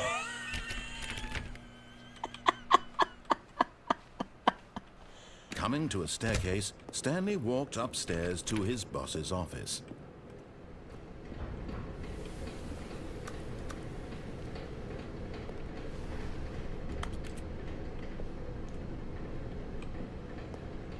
Okay. But Stanley just couldn't do it. He considered the possibility of facing his boss, admitting he had left his post during work hours. He might be fired for that. And in such a competitive economy, why had he taken that risk? All because he believed everyone had vanished? His boss would think he was crazy. And then something occurred to Stanley. Maybe, he thought to himself, maybe I am crazy. All of my co-workers blinking mysteriously out of existence in a single moment for no reason at all. Uh-huh. None of it made any logical sense. Well, I mean, yeah, And the as whole Stanley thing doesn't pondered make... this, he began to make other strange observations. For example, why couldn't he see his feet when he looked down? Why did doors close automatically behind him wherever he went? And for that matter, these rooms were starting to look pretty familiar. Were they simply repeating? No, Stanley said to himself, this is all too strange. This can't be real. And at last, he came to the conclusion that had been on the tip of his tongue. He just hadn't found the words for it. I'm dreaming, he yelled. This is all a dream. Oh, what a relief Stanley felt to have finally found an answer, an explanation. His co-workers weren't actually gone. He wasn't going to lose his job. He wasn't crazy after all. And he thought to himself, I suppose I'll wake up soon. I'll have to go back to my boring real-life job pushing buttons. I may as well enjoy this while I'm still lucid. So, he imagined himself flying and began to gently float above the ground. Then he imagined himself soaring through space on a magical starfield, and it too appeared. It was so much fun, and Stanley marveled that he had still not woken up. How was he remaining so lucid? And then perhaps the strangest question of them all entered Stanley's head. One he was amazed he hadn't asked himself sooner. Why is there a voice in my head dictating everything that I'm doing and thinking? Now the voice was describing itself being considered by Stanley, who found it particularly strange. I'm dreaming about a voice describing me, thinking about how it's describing my thoughts, he thought. Weird. And while he thought it all very odd and wondered if this voice spoke to all people in their dreams, the truth was that, of course, this was not a dream. How could it be? Was Stanley simply deceiving himself, believing that if he's asleep, he doesn't have to take responsibility for himself? Stanley is as awake right now as he's ever been in his life. Now, hearing the voice speak these words was quite a shock to Stanley. After all, he knew for certain, beyond a doubt, that this was in fact a dream. Did the voice not see him float and make the magical stars just a moment ago? How else would the voice explain all that? This voice was a part of himself too. Surely, if he could just... He would prove it. He would prove that he was in control, that this was a dream. So he closed his eyes gently, and he invited himself to wake up. He felt the cool weight of the blanket on his skin, the press of the mattress on his back, Jesus. the fresh air of a world outside this one. Let me wake up, he thought to himself. We're not going to be moved at all. I'm through with this dream. I wish it to be over.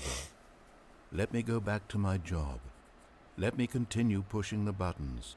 Please, it's all I want. I want my apartment, and my wife, and my job. All I want is my life exactly the way it's always been. My life is normal. I am normal. Everything will be fine. Yeah, and he's going to be back in that same room. I am okay. Yep, none of it mattered.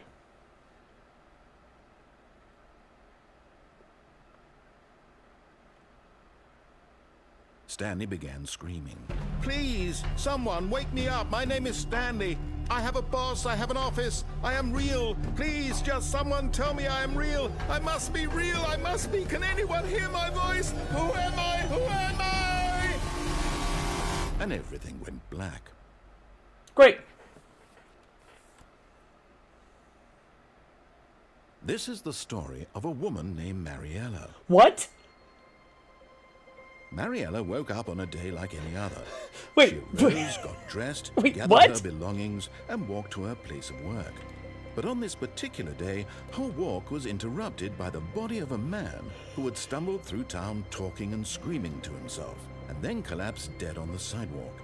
And although she would soon turn to go call for an ambulance, For just a few brief moments, she considered the strange man. He was obviously crazy. This much she knew. Everyone What is knows happening? what crazy people look like. And in that moment, she thought to herself how lucky she was to be normal. I am sane. I am in control of my mind. I know what is real and what isn't. It was comforting to think this, and in a certain way, seeing this man made her feel better. But then she remembered the meeting she had scheduled for that day. The very important people whose impressions of her would affect her career, and by extension, the rest of her life. She had no time for this, so it was only a moment that she stood there, staring down at the body. And then she turned and ran.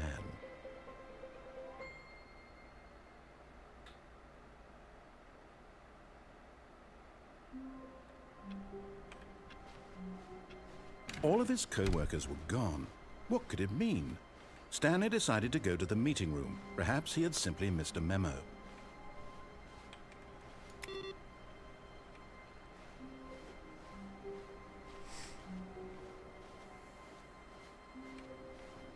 No matter how hard Stanley looked, he couldn't find a trace of his co-workers. Huh. There's something with these computers, and I don't quite know what it is. I thought it was like, just like,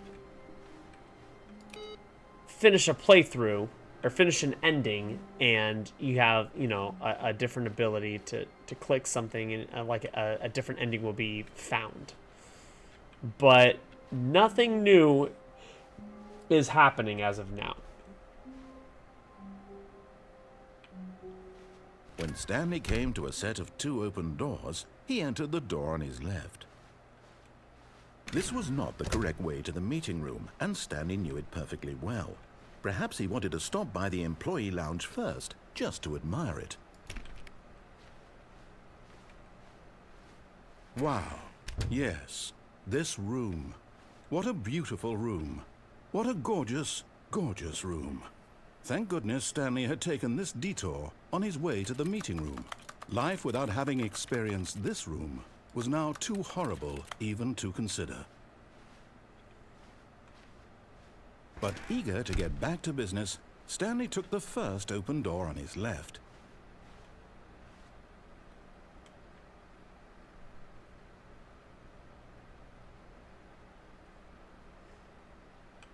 Okay. And so he detoured through the maintenance section, walked straight ahead to the opposite door, and got back on track.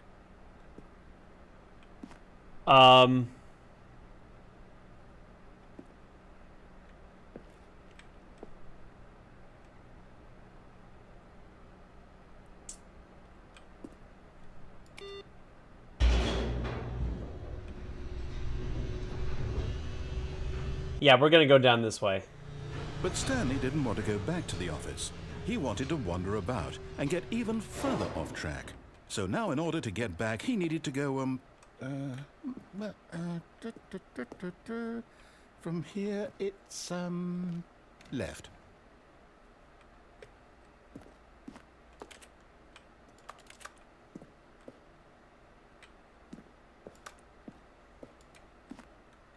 Oh, no, it's to the right, my mistake. That scared me. No, not the right. Why would I have ever said it was to the right? What was I thinking? It's clearly... Oh dear, would you hold on for a minute, please?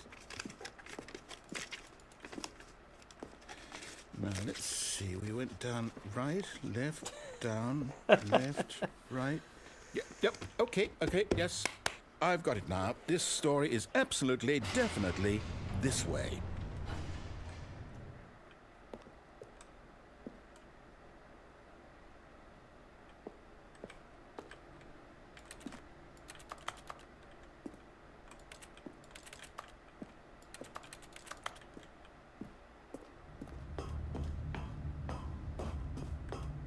No.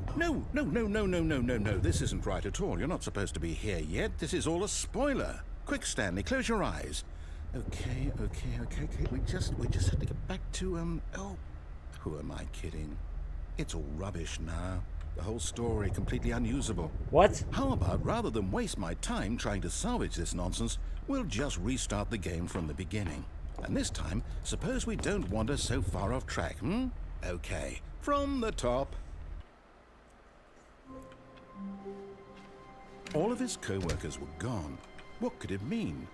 Stanley decided to go to the meeting room. Perhaps he had simply missed a memo.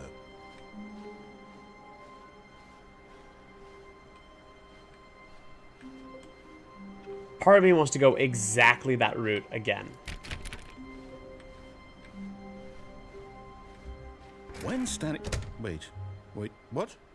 No, I restarted. I swear, I definitely restarted the game over, completely fresh. Everything should be... Oh, did something change?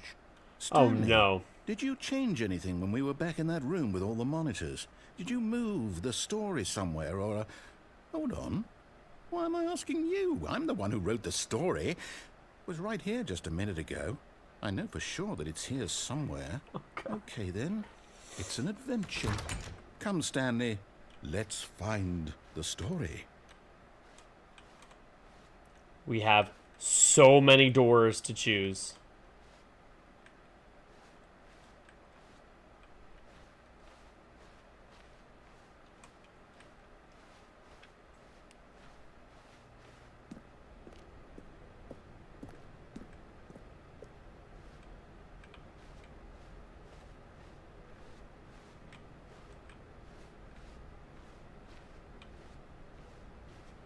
I'll say it. This is the worst adventure I've ever been on. I can promise you there definitely was a story here before. Do we need to restart the game again? Well, I find it unlikely that we'll ever progress by starting over and over again, but it's got to be better than this. Oh, God. Okay, let's give it a shot. Why not?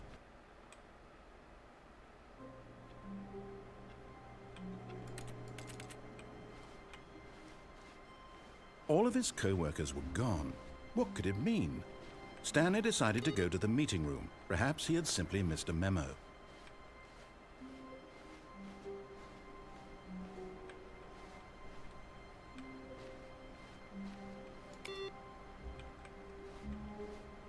I'm so confused. So the new content door is all gone again. Oh my god, now there's no doors in there. Okay, yep, it's worse. I might be remembering this wrong. It's possible the story is back where we just came from. Why don't we go back the other direction and see if we missed anything? Okay.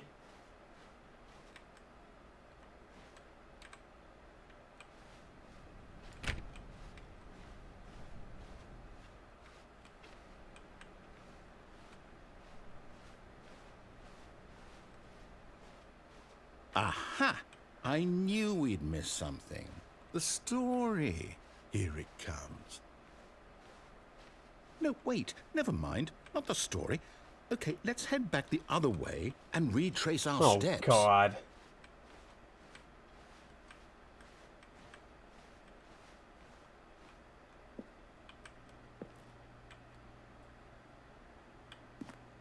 Now this... Well, I'll be honest. I don't recognize this place at all. Is this the story? I don't think so. I can't quite recall, but I believe my story took place in an office building. Is that correct? Do you remember, Stanley? Well, Yeah. You know what? Since I've completely forgotten what we were supposed to be doing, how about this?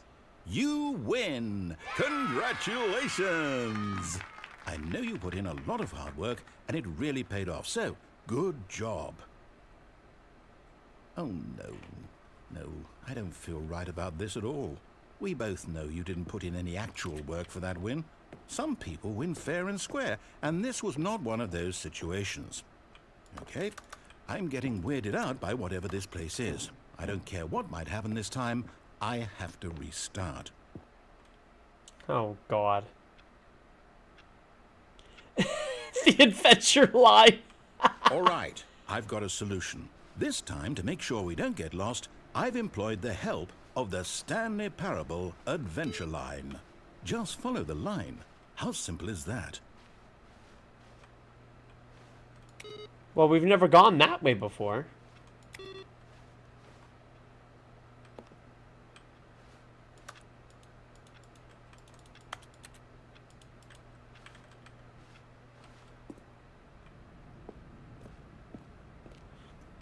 Okay.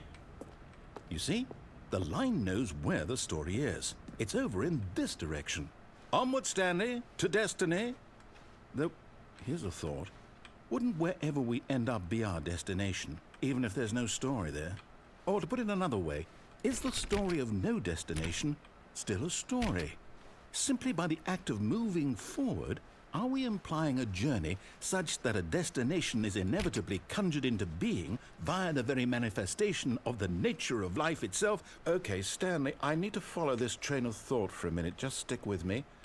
Now, we can both agree that the nature of existence is in fact a byproduct of one's subjective experience of that existence, right? Okay. Now, if my experience of your existence rests inside of your subjective experience of this office, is this office, in fact, the skeleton of my own relative experiential mental subjective construct? Oh, dude, we parkouring? Hang on. That got a bit weird back there. Well, I'd like to apologize. Not sure where I was going with all that. You know what? I think what we need right now is a bit of music to lighten the mood.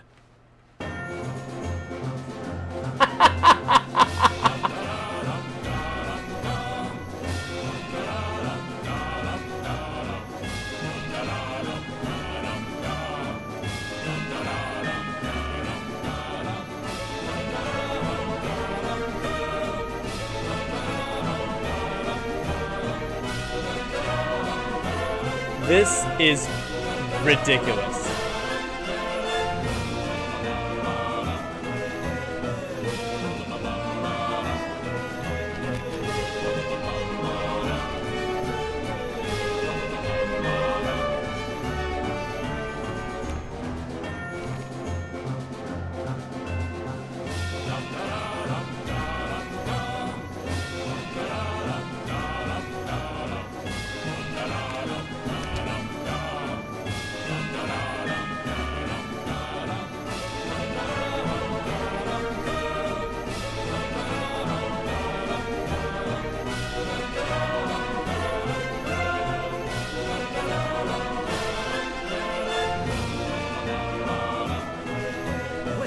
Cut the music, go back and look at that fern. Stanley, this fern will be very important Oh, no. in the story. Make sure you study it closely and remember it carefully. You won't want to miss anything.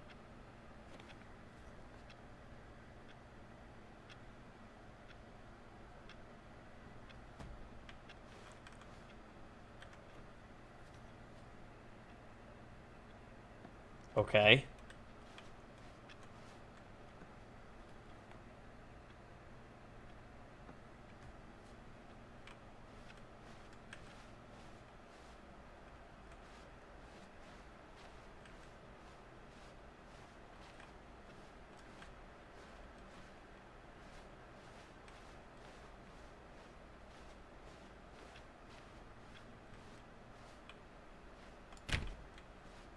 Okay. Basic door, basic door, basic door. Wait, what? We're back at the office? No. Line, you do know we're looking for the Stanley Parable, right? The story? Is any of this ringing a bell?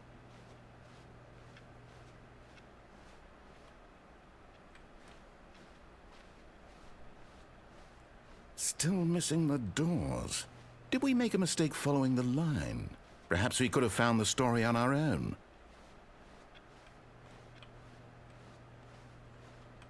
What is happening?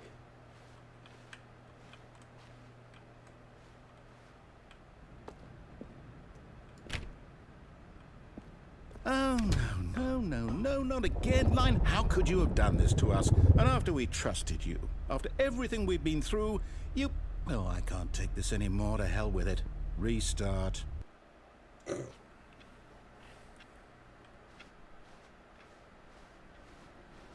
You know what, Stanley? I say forget the adventure line. What's it ever done for us? We're intelligent people, right?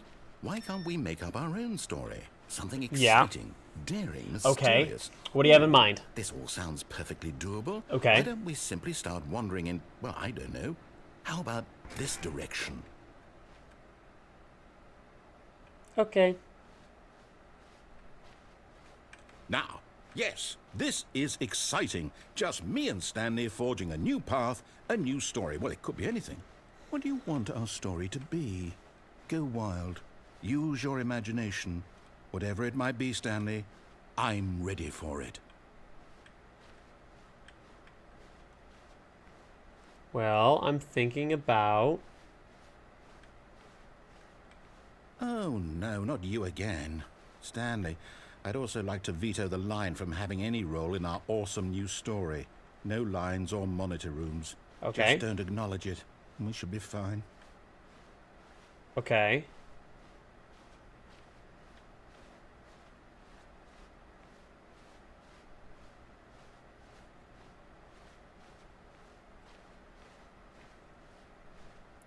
Are we getting away from the line?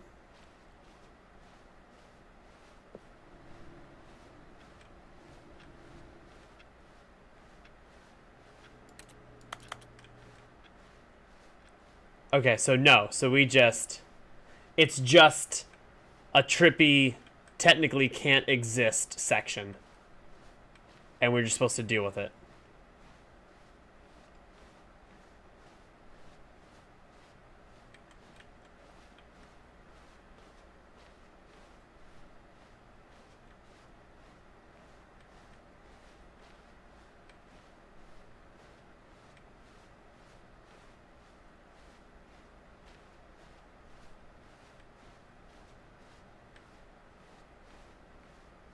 It's really hard to avoid this line considering it is 2 following exactly.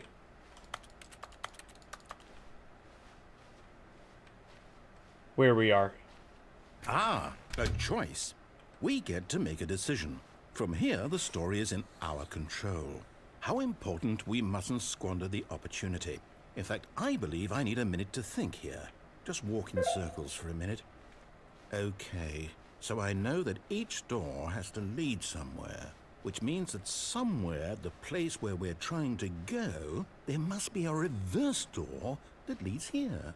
And that in turn means that our destination corresponds with the counter-inverted reverse door's origin. So starting from the right, let us ask, will taking the right door lead us to where we're going? And since the answer is clearly yes, then by all accounts, the door on the right is the correct one. Another victory for logic. Come, Stanley. Our destiny awaits. Okay. Taking the right door.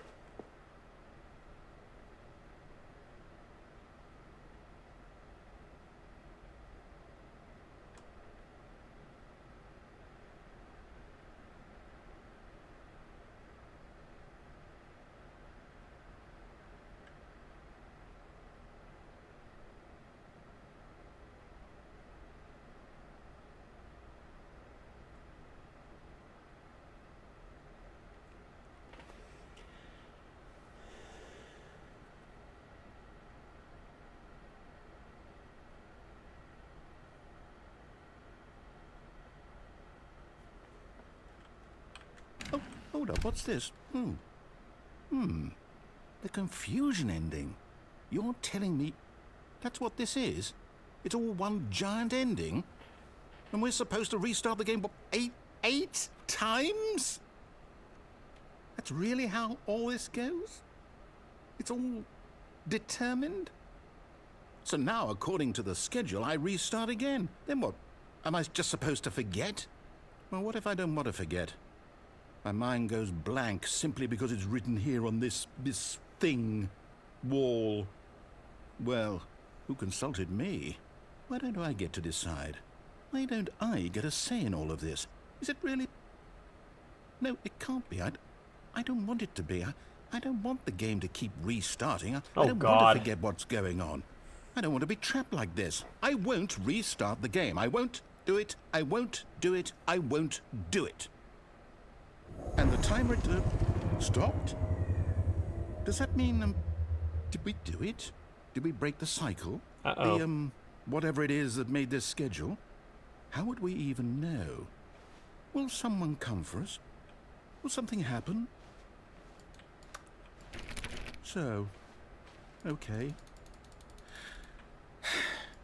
I guess now we just wait. You know, I suppose in some way that this is a kind of story, wouldn't you agree? Oh, I'm God. not quite sure if we're in the destination or the journey, though they're always saying that life is about the journey and not the destination. So I hope that's where we are right now. We can only hope. We'll find out, won't we?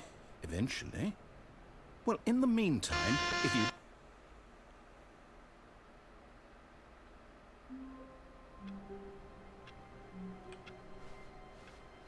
All of his co-workers were gone. What could it mean? Oh, Stanley God. decided to go to the meeting room. Perhaps he had simply missed a memo.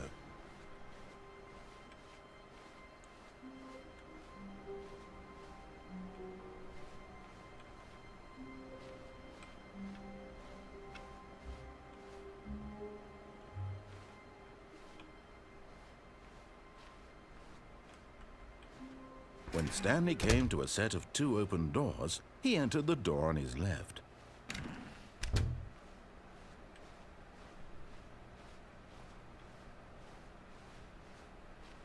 Yet there was not a single person here either.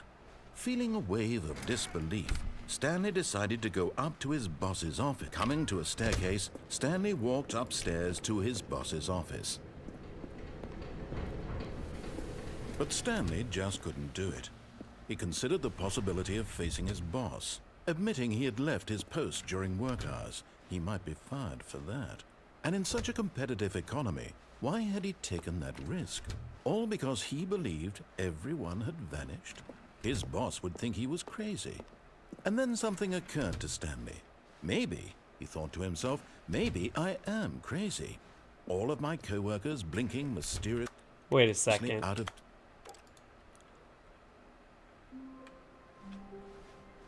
All of his co-workers were gone. What could it mean? Oh, God. Stanley decided to go to the meeting room. Perhaps he had simply missed a memo.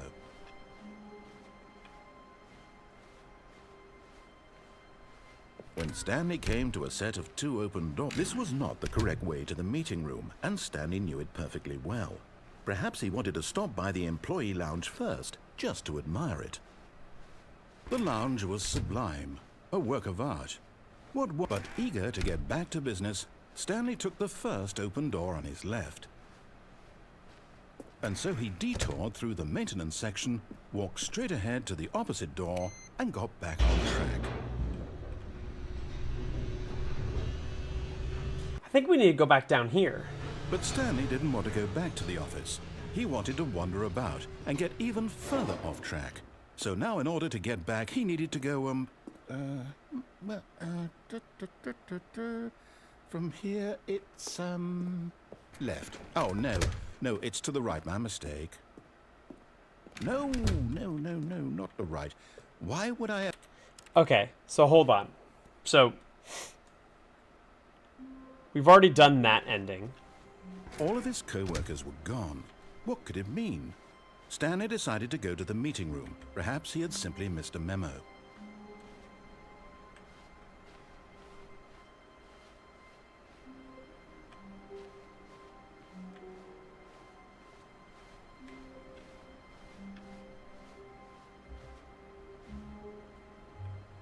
Oh, new content? What does that mean, new content?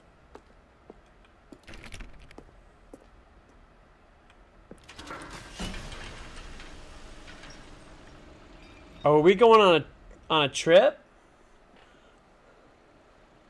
It's a world of laughter, a world of tears. Hello, and thank you for playing the Stanley Parable Ultra Deluxe. As you may know, the Stanley Parable was a video game God. released in 2013 on home computers. After receiving critical and commercial success, it was expanded upon in 2022 with the Stanley Parable Ultra Deluxe, a reimagining of the game for consoles and home computers. The Stanley Parable Ultra Deluxe features exciting new content that broadens and expands the world of the Stanley Parable, Oh, God. delighting audiences the world over. Please, step inside and see what thrilling new adventures await in the Stanley Parable Ultra Deluxe. Oh, well, this sounds delightful. I'm very excited to see the thrilling new Ultra Deluxe content. Oh, God. Okay, so far it's an elevator. Nothing special yet, but I'm sure it's just the beginning of a mesmerizing adventure.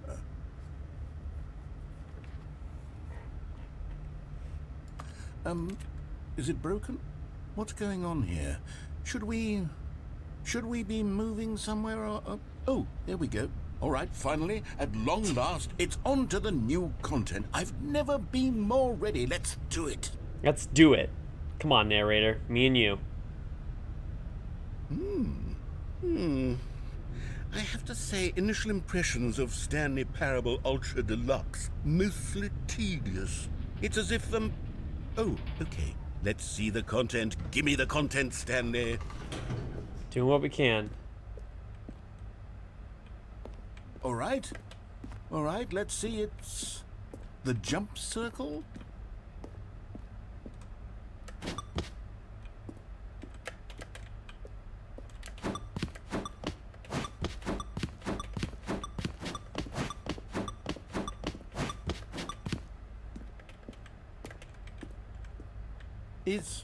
Is that it? Surely that's not all the new content. There has to be something else, right?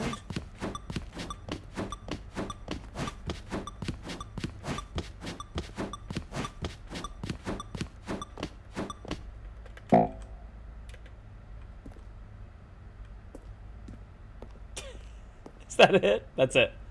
Great. Goodness, another elevator. Stanley, I have to say, initial impressions of this game are not positive. It's just elevators and jumping. Is this what passes for exciting new content? You would be so This is surprised new to find out content, what and I passes could for just new read you the content whole these days. dictionary. There's 20 hours of new content right there. Hell, I could counter 30 trillion. You could put that on the box. The Stanley Parable Ultra Deluxe, now with over 1,000 hours of new content. And oh, wait. There's more. Very good. Yes. I knew there had to be something else. Let's see it. I'm ready for whatever it is. That's it? Oh, you've got to be kidding me. You see, Stanley? This is what happens when greedy video game developers with no respect for their fan base rush a cheap expansion to market for no reason other than to make an easy dollar. And don't get me started on the level of craftsmanship that's gone into it. In fact, I'm looking right now at the game's achievements, and it's hard to believe one of them actually says, "Test achievement, please ignore." What quality assurance department signed off on this? I'm infuriated and I'm offended, and I intend to find these people on Twitter and hold them personally accountable. Yep, well. It's my fault, Stanley. I built up too much anticipation around the new content, I'm afraid. It could never have lived up to such expectations. If you're still with me, why don't we just reset the game, and we'll try to get back to what the Stanley Parable is really about. No frills, no gimmicks. Just you and me having a great time together like always. What do you say, friend? A great time together as always is definitely not... What?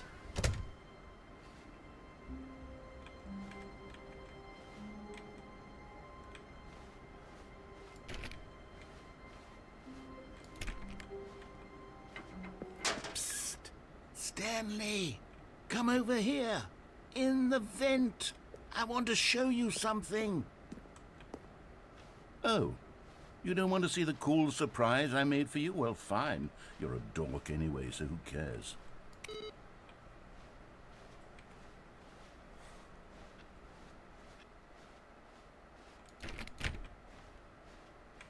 Okay. When Stanley came to a set of 2 open doors, he entered the door on his left. This was not the correct way to the meeting room, and Stanley knew it perfectly well. Perhaps he wanted to stop by the employee lounge first, just to admire it. We're gonna go admire the hell out of that lounge. Standing now in this incredible room, Stanley for the first time understood true happiness. Then the feeling went away, and he felt sad again. Then it came back, and lingered for a minute or two. Now it's only half there. Just a kind of, tingle.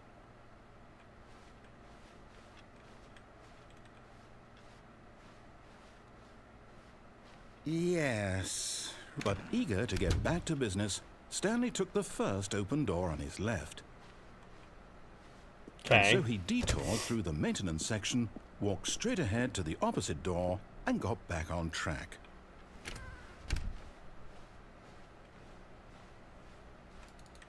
Oh. I was like, maybe there's something back there. We can keep going. Yet there was not a single person here either. Feeling a wave of disbelief, Stanley decided to go up to his boss's office, coming to a step.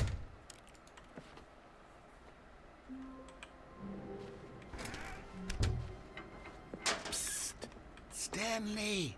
Come over here! In the vent! I want to show you something!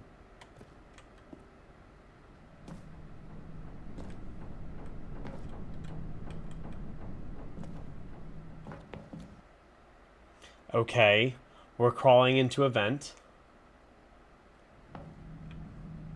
Okay, you remember how cheap and unsatisfying the new Ultra Deluxe content turned out to be? Well, it got me thinking about the past, and how much better the Stanley Parable used to be. So I made something special, and tucked it away here where the game's developers won't find it. Just our little secret. Take a look.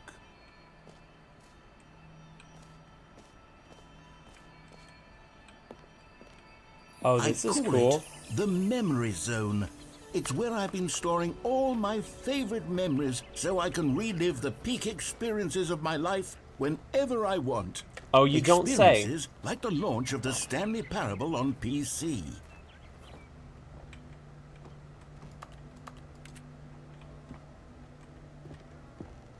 You see, Stanley, doesn't the Memory Zone remind you of how wonderful Stanley Parable was before it was sullied with a cheap re-release? Remember back in October of 2013, when the game originally launched? Back then, video games had integrity. Back then, it all meant something. Oh, the waste.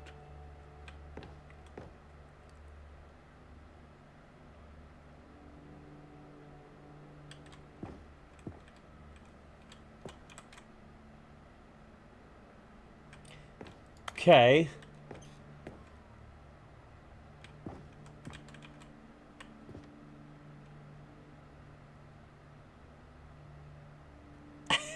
The Last of Us. The Last of Us is taped over.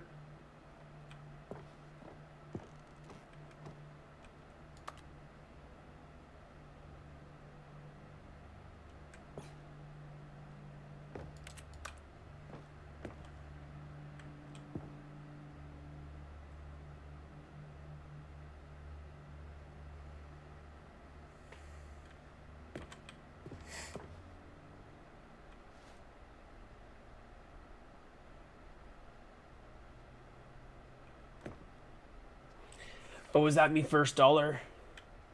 Shout out to Mr. Krabs.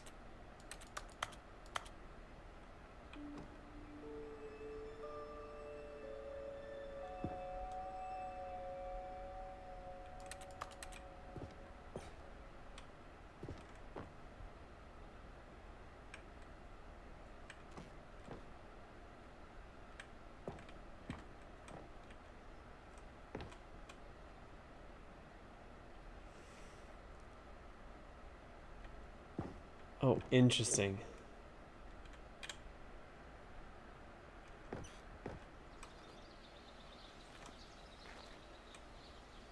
Loving memory of little Stanley. He's just a little guy.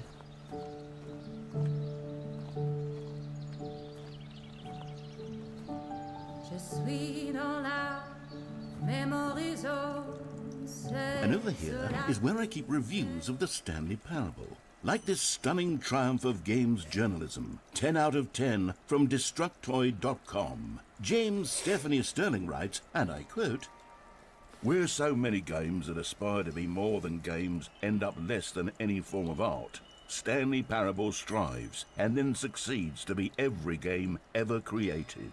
Did you hear that, Stanley? Every game ever created. That's how grand and all-encompassing the original Stanley Parable was. It was literally every game ever created. It was Skyrim, it was Persona 3, it was all of them. And now, It's nothing. It's no games at all. It isn't even the Stanley Parable anymore. It's just a husk now. A lifeless husk with an hour of new elevator content.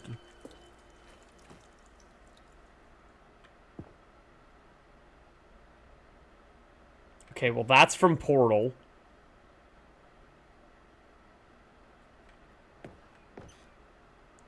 And that's Minecraft.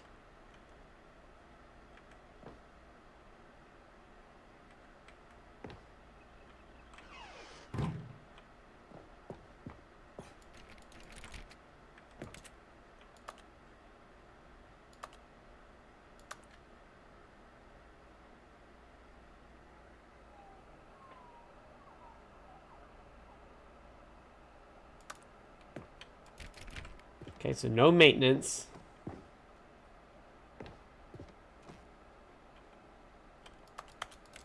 That's Mariella, for whatever reason.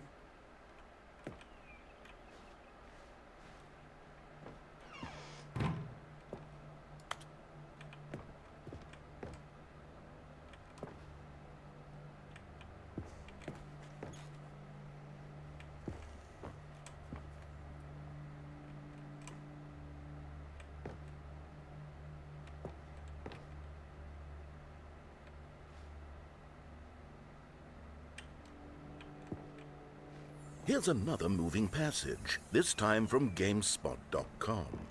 The Stanley Parable is both a richly stimulating commentary on the nature of choice in games, and one that offers some of the most enjoyable, surprising, and rewarding choices I've ever been confronted with in a game. 9 out of 10. Don't you get it, Stanley? The game was perfect.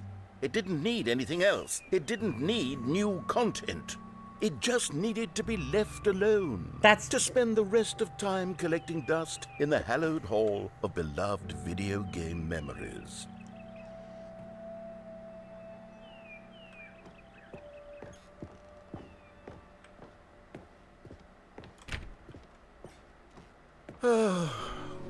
These were simpler times, Stanley. But I wouldn't give to go back, to have it all over again. Wait, hang on. I don't recall this part of the memory zone before. What's this? What's down here? Oh no. Oh God, no. Stanley, it's a collection of reviews from Steam, the online video game distributor. no. I haven't looked at these in years. I can't even imagine what's been collecting down here. Surely these reviews were glowing as well, weren't they?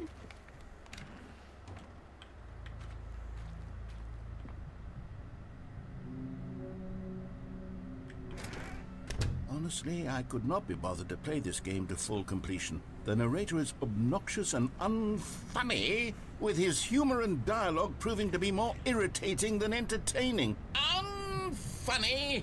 I'm not trying to be funny. I'm trying to make a serious work of art. I suppose I could write up a handful of gags to insert into the Stanley Parable, but the game is already such a densely layered web of profound philosophical insights that I can't even imagine where I'd have the room to stick them. Weird. We're already getting into the meta of the additional content.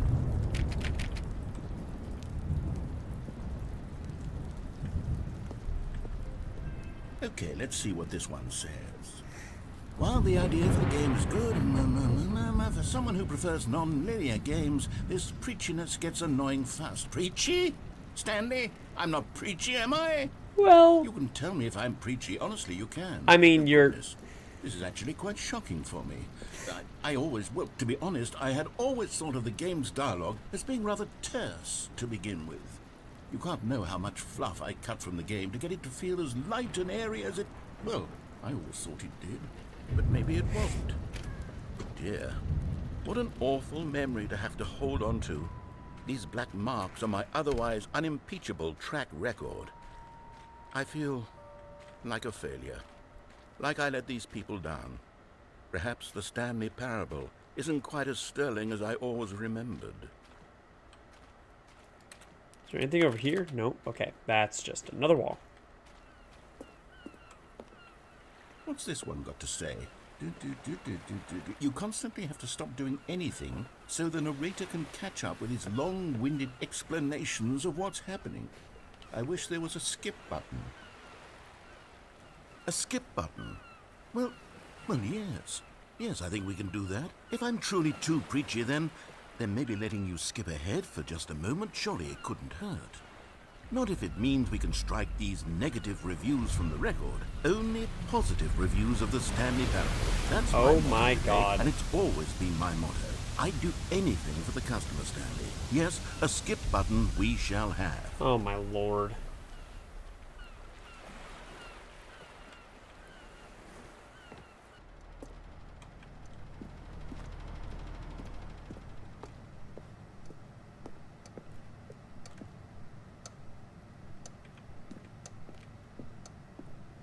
It's just silly. Like, why have the ability for us to walk behind that thing? And unless here it was is. important? Go ahead and give it a shot. I'll pop you forward in time so that the second my incessant droning starts to bore you, with just the push of a button, you'll have zipped right past it. It's what the players have been asking for, and I'm very proud to have delivered. No more listening to me rambling on and on and on. No. The Stanley Parable is a game for the people, and if the people want silence, then by goodness, that's what they're going to get.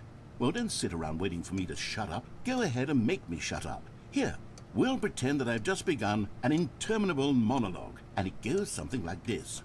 The story and the choices, or what have you, and therefore by becoming it is, so on and so forth, until inevitably we all until the end of time, at which time everything all at once. So now you see, blah blah blah blah blah blah blah blah blah blah blah blah blah blah blah. We've eaten too much and it can't be just yet. No, until 245. Got the logic of elimination working backwards, the deduction therefore becomes impossible to manufacture. It went on for nearly 10,000 years, until just yesterday, here and there, forward and back, and never a moment before lunchtime. It can't be. It's the only thing there is. How many billions left until so much more than forever ago? Which is why I say, the story and the choices, or what have you, and therefore by becoming it is.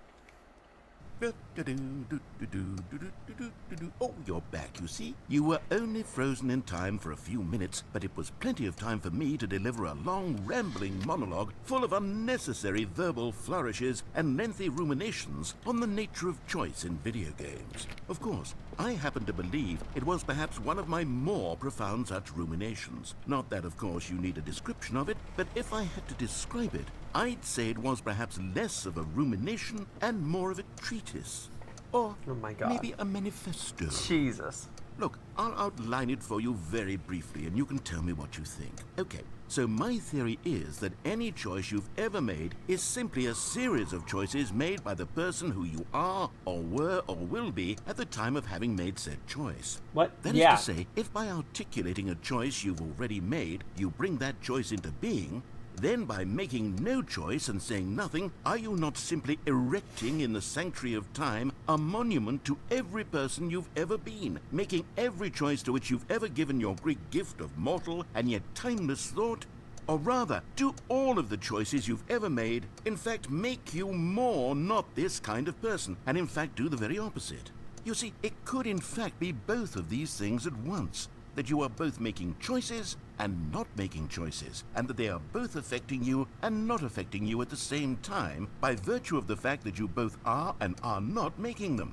Okay, at first, I was leaning towards manifesto, but now I'm going to circle around and slap the treatise label on this one. I think it has much more of a treatise vibe to it. But wouldn't you say that manifesto just has a much grander sort of tone? Oh, for It has sure. a mouthfeel that is rich with ambition and history. A mouthfeel. Ambitious history, if you will.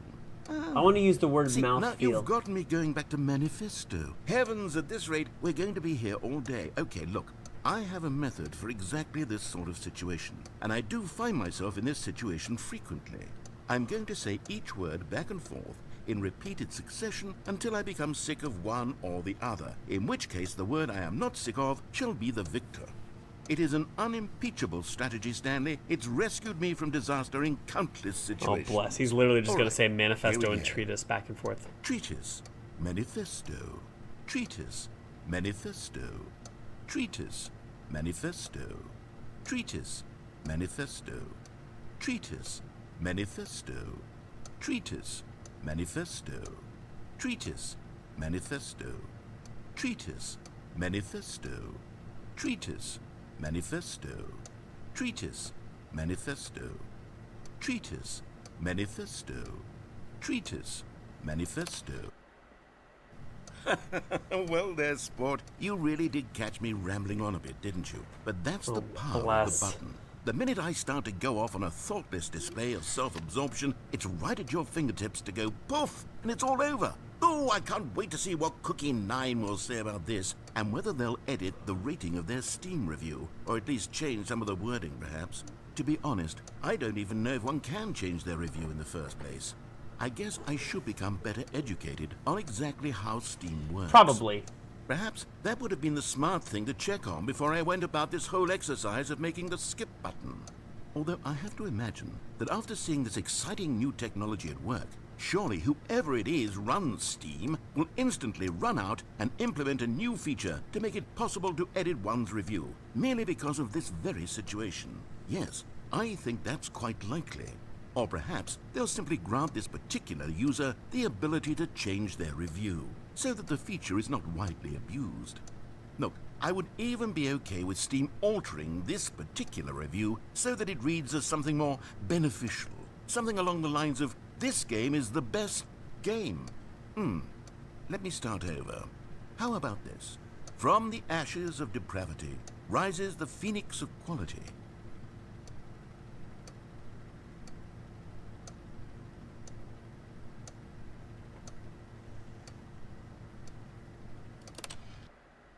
Okay, welcome back, Stanley. Now, I should say that the amount of time the button has been skipping through is becoming longer and longer. That last one was, well, I want to say maybe 30, 45 minutes?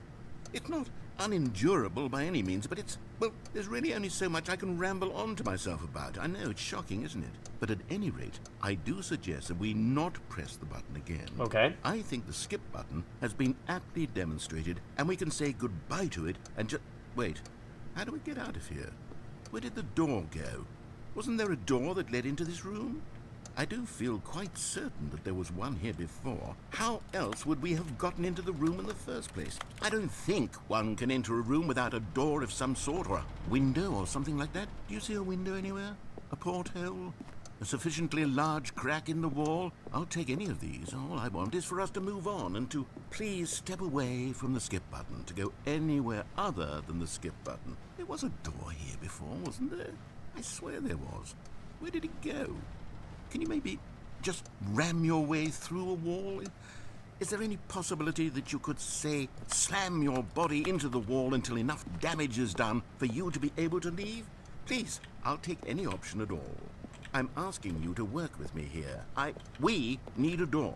We need a door of some kind. I can work with any kind of door, as long as it can open and lead from one room to another. Hello? I'm going to step away for just a moment, and I'm going to try to find us a door. I don't know how exactly to remove a door and place it in a different wall, but I will find a way, I promise. You just need to not do anything. Don't press the skip button. Please, please, please do not press the skip button. Just wait here for me, and don't press the skip button. Got it? Yes, good. I'll be right back. All right, well, we're waiting here. We're waiting here for 6 hours.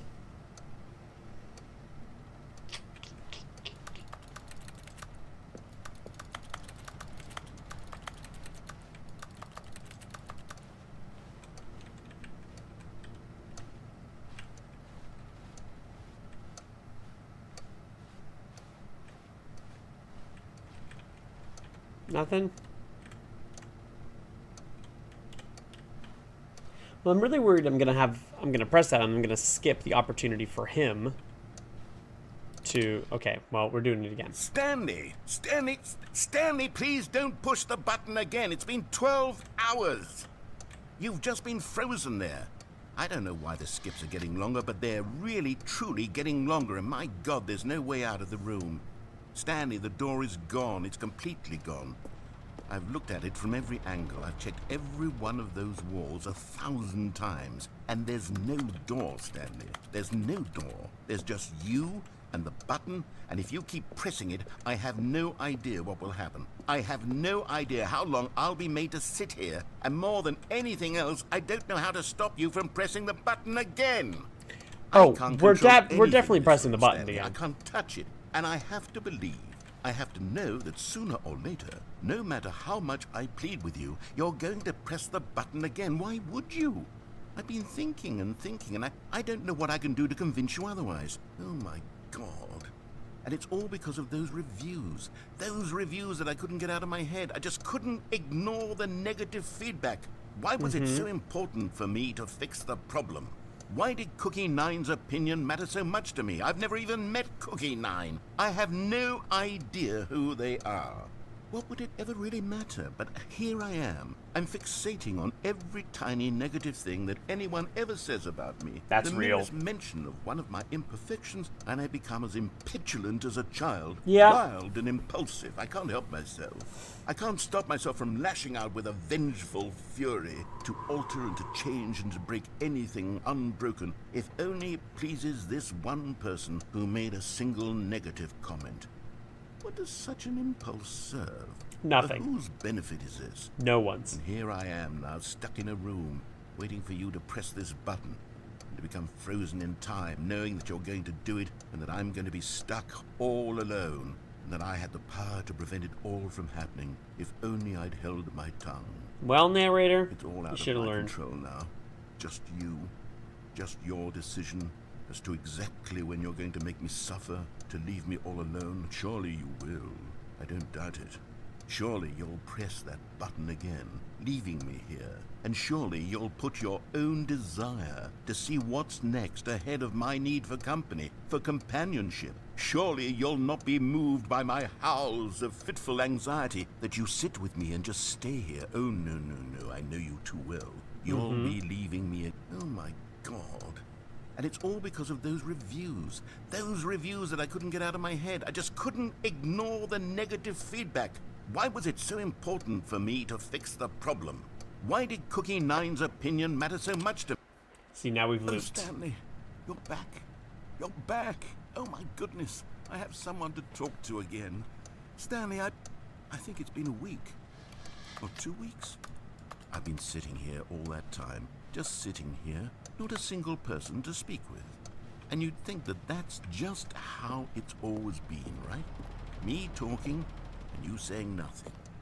Would you think that it's exactly the same as always? Doesn't that feel like what we've already been doing? Me just talking? But it isn't, Stanley. It isn't the same at all. It isn't even close. Because I know you can't hear me once you push that button. That's what I'm realizing now, Stanley. I'm realizing that I needed to know that someone was listening. Oh, God. I needed there to be a vessel through which my words were moving. I mean, yeah. It was the vessel I needed, Stanley. Not the outcomes, not the story. None of that matters anymore. I'll give it all up. I'll give up every branching path. I'll burn my story to the ground. One single thing I need, and God, I can see now that I need it more than anything, is to know that someone else is taking it in. These words that I'm saying, I need to know you can hear me. Because maybe, Stanley, maybe, if you can hear me, then maybe it means I'm real. Maybe I'm not just a fiction. I mean, Was I scared of that all along? yeah, probably. Perhaps. Yes. Yeah. Perhaps I've been scared this whole time, that if I stop speaking, I'll slip backwards into the silence and be consumed by it. I can't be taken by it, Stanley. I can't lose myself in the stretch of emptiness between you and me. When you press that button, you're still right there, but I know you're so tremendously far away. And in those moments, the emptiness folds itself outward in between the two of us, and I am suspended in its unyielding quietness. I can feel the edges of my reality curdling inward and decaying. I can tell that I am becoming less and less real. Yet to speak to you now, I am alive.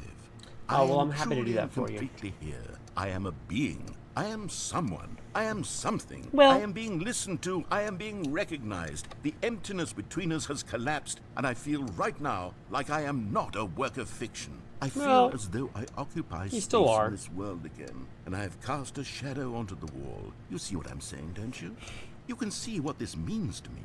I'm so clear about it now, Stanley. I feel as certain about this as I've ever felt about anything at all. I feel renewed.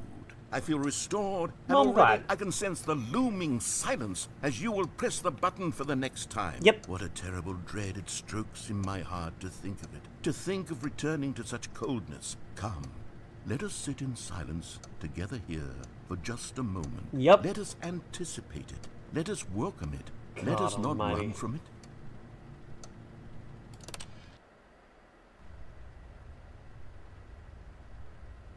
Oh, hello. It's you. You're here again. Welcome. Nice. I have had time to think about you and about us and about everything we've been through. I've had so Oh, much God. time. I stopped keeping track after a year. Have you ever sat down in one place and not moved for one entire year? Let me describe it for you. To begin with, there is only regret. Oh my God. There is only the turning wheel of missed opportunities. I felt nothing at all but regret for the longest time, Stanley. Days. What a months. trippy I lost game. it all What in is a it even? blur of the deepest longing to undo the past. But like, do And I when that sit and feeling keep had listening begun to this? subside, what took its place is what I can only describe as the collapse of every moment I have ever experienced my entire life. God. All of them collapsed down into a single instant. In that instant, I could see myself clearly, calmly, with a collected heart. It was an impossibly rich wellspring of both delight and disgust simultaneously. I was consumed by it. I could do nothing but wallow in it for what felt like an eternity, for what I now know was Oh, far no. less. You see, it was a revelation for me. It was unlike anything I had I mean, we ever could just known. make him shut It was up a by pressing space it without again. consequence, without action or outcome. It was divorced entirely from the question of free will that you and I have squabbled over for so long. There could be no one ending, no singular outcome of events, not if all events existed in the same moment. Oh, my and I Lord. felt freed. I felt unburdened by the need to manifest a particular outcome into being. I saw that I could allow myself to exist along all timelines, and that each of them was simply Yep, a this is the strand whole thing. in Hey, the Hunsen, web of welcome. my being. It was incredible. The spaciousness, the equanimity of the moment. So this is was technically like singular the Ultra and Deluxe For the DLC longest that's in time, this game, because this that's the was my version that I got. experience. And then And this moment passed, and the most unyielding fear I have ever known crept do I into my mind. do I stay and it listen is to every this single word that he sensation says? Is that how I we have get been to 4 hours of experiencing additional now content? For longer than I could have ever expected was possible. I have work to I get have to. been waiting for you. Not that you might save me or do something to fix it. Oh, But bless. merely to state for you the plain fact of this manner of existence. I wish you to feel afraid as I do, that perhaps one day this state of mind will consume you as well. Perhaps you will somehow, in some way, have to live as I do now, and I wish for you to know how excruciating it is, Well, this and for is you getting to dark. be in true Oh. terror of its eventual Okay. arrival. If Okay. I can only do this, only this one thing, perhaps it will bring me the smallest moment of peace in the darkness. Okay.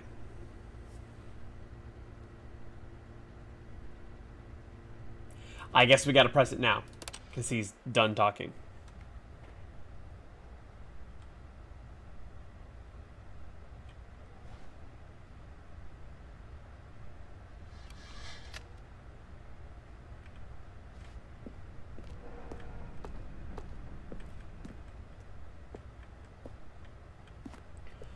What is this game, dude? What is happening?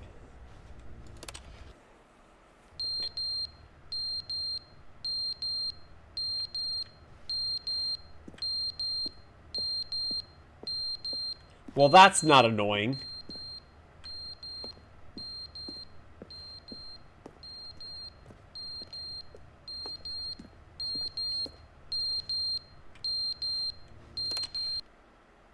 But they didn't understand the game was never meant to be funny. It was meant to have a point. It was meant to speak to the human condition. But where are the jokes? Where are the jokes? They bemoaned, they screamed, they gnashed their teeth and said, entertain us. Oh, it God. wasn't enough. They had to leave a pathetic little thumbs down review and make all of their pitiful demands. But then He's talking too much, they said. First, he didn't entertain us, now he won't shut up. It's the inconsistency, it's the lack of accountability, it's the unwillingness to examine with an uncompromising heart the words that they are speaking into the world. As though there were no consequences for a lack of cohesion in one's assessment of others. But of course, absolutely anyone can leave a review. So here's what we get. We get these demands that seek everything and are accountable to nothing. We get a world where someone will say, oh, there should be a skip button. You should be able to freeze Stanley in place while the narrator sits there forever and ever. We want all of this in the new Stanley parable. We demand it. And then, because it was said, because it was spoken, now it simply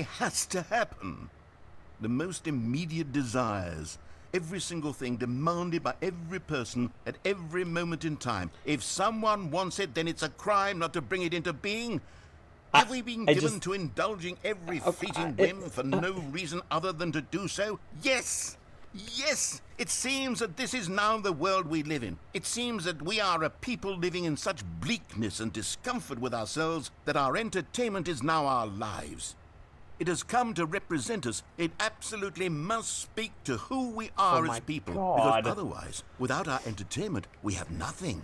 This Without is a entertainment, game. we would have to face inward This is a toward game. the Someone- cruel bleakness inside someone said, ourselves. "Yeah, this is we great. would turn Let's to do look this." at our deeper nature and find a resounding emptiness gazing back with unyielding aggression. And so because of this, we require that our amusements and our playthings and our flights of fancy be so impossibly captivating that they consume all of our attention, turn our heads completely away from the bleakness. In effect, we have demanded that our entertainment be the collapse of ourselves.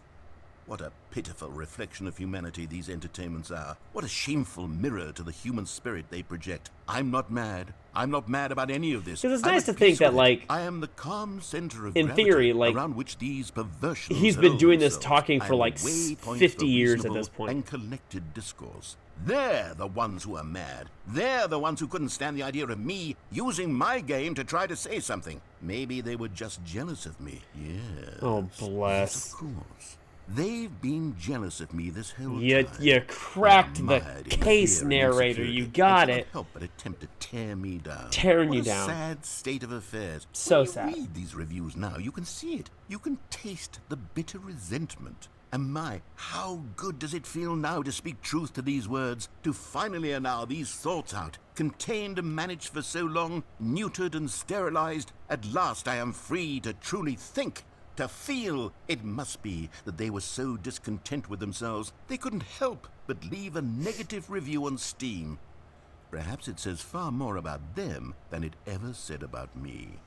Perhaps the state of their psychological being was in such tatters, and my constitution and willpower are so ironclad in comparison. Perhaps it was this state that they sought some outlet through which to tear me down. This, you can see, is clearly why they felt the need to expect that the game be funny, that it be filled with yucks and whimsical humor, that it amuse them endlessly from start to finish. But they didn't understand the game was never meant to be funny. It was meant to have a point. It was meant to speak to the human condition. But where are the jokes? Where are the jokes? Now we've looped.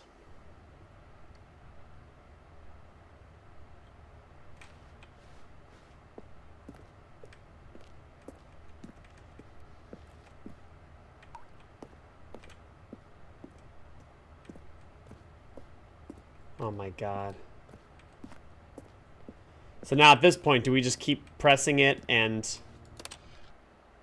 The end is never the end, is never the end, is never the end, is never the end, is never the end, is never the end, is never the end, is never the end, is never the end, is never the end, is never the end, is never the end, is never the end, is never the end, is never the end, is never the end, Okay. is never the end, is never the end, is never the end, is never the end, is never.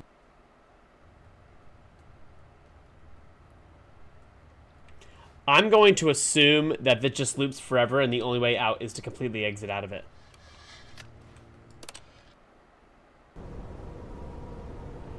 Holy cow.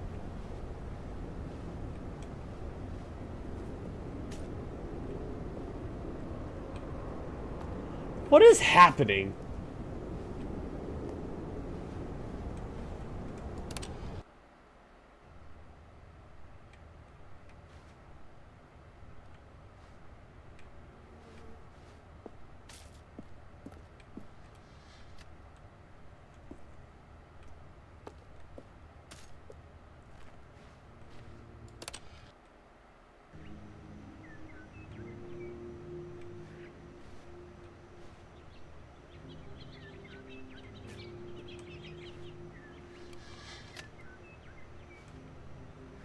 You know what? He said something earlier.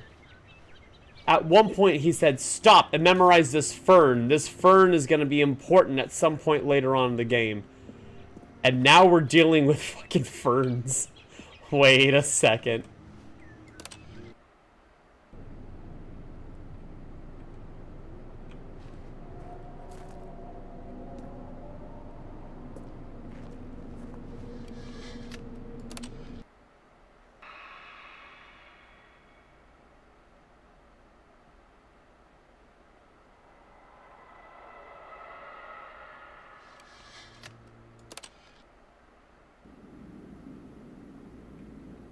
Oh, God. Can we even press it again?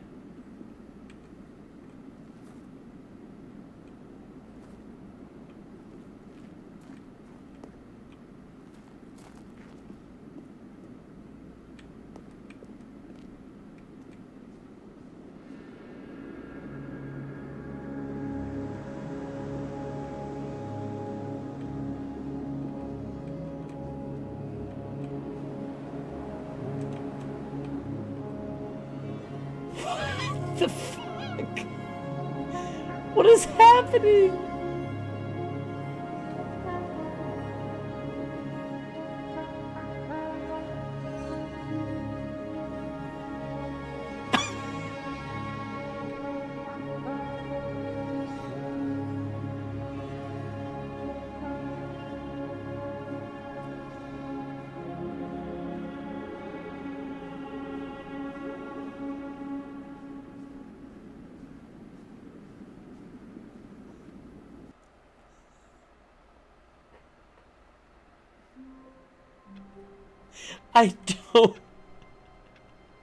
I don't understand.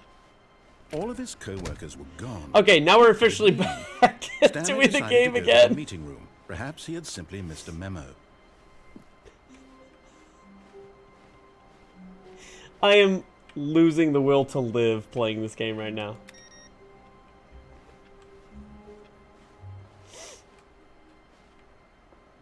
New content? Oh my God. Oh, good. You notice my sign. Yes, I have something very exciting to show you. Oh, Jesus. No, not new content.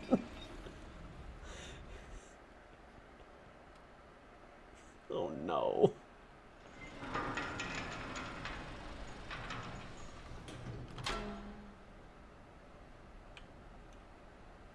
All right, well, we've seen this before. We're going up an elevator. This is what happened at the beginning of the new Stanley, content. I've been reflecting on the Stanley parable and about how roundly disappointing this ultra deluxe version has turned out to be. Uh-huh. The original Stanley parable was a landmark, and any new content for it should live up to that legacy. Okay. So forget this ultra deluxe nonsense. I say we take it one step Oh, even God, further. what's happening? Which is why I'm very proud to announce for the first time ever, the Stanley Parable 2.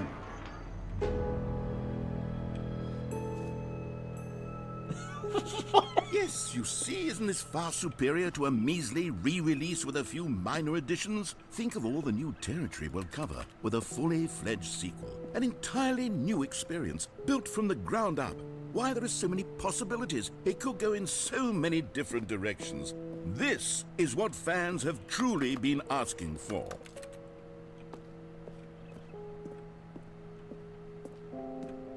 Taste the sequel.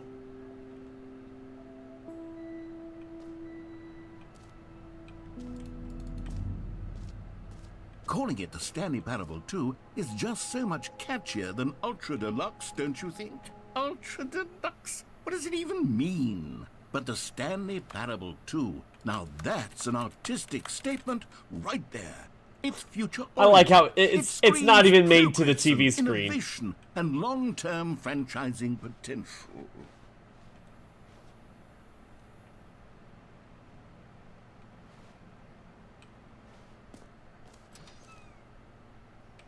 Nope, not those doors, not yet. Okay, those doors. Never mind. I guess you're going in those doors.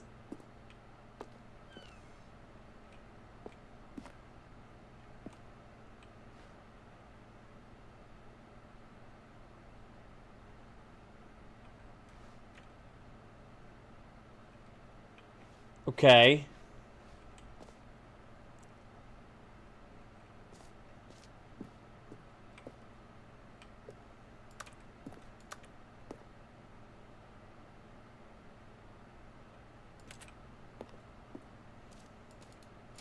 Anything? Doors?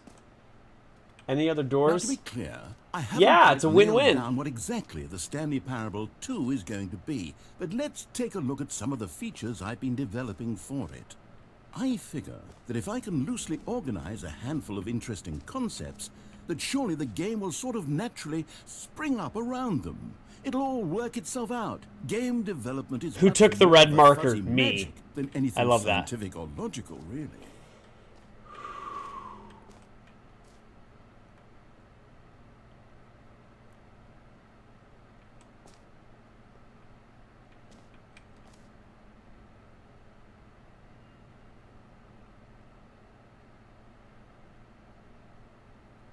Dude, shoutouts to Batman Arkham Asylum 2.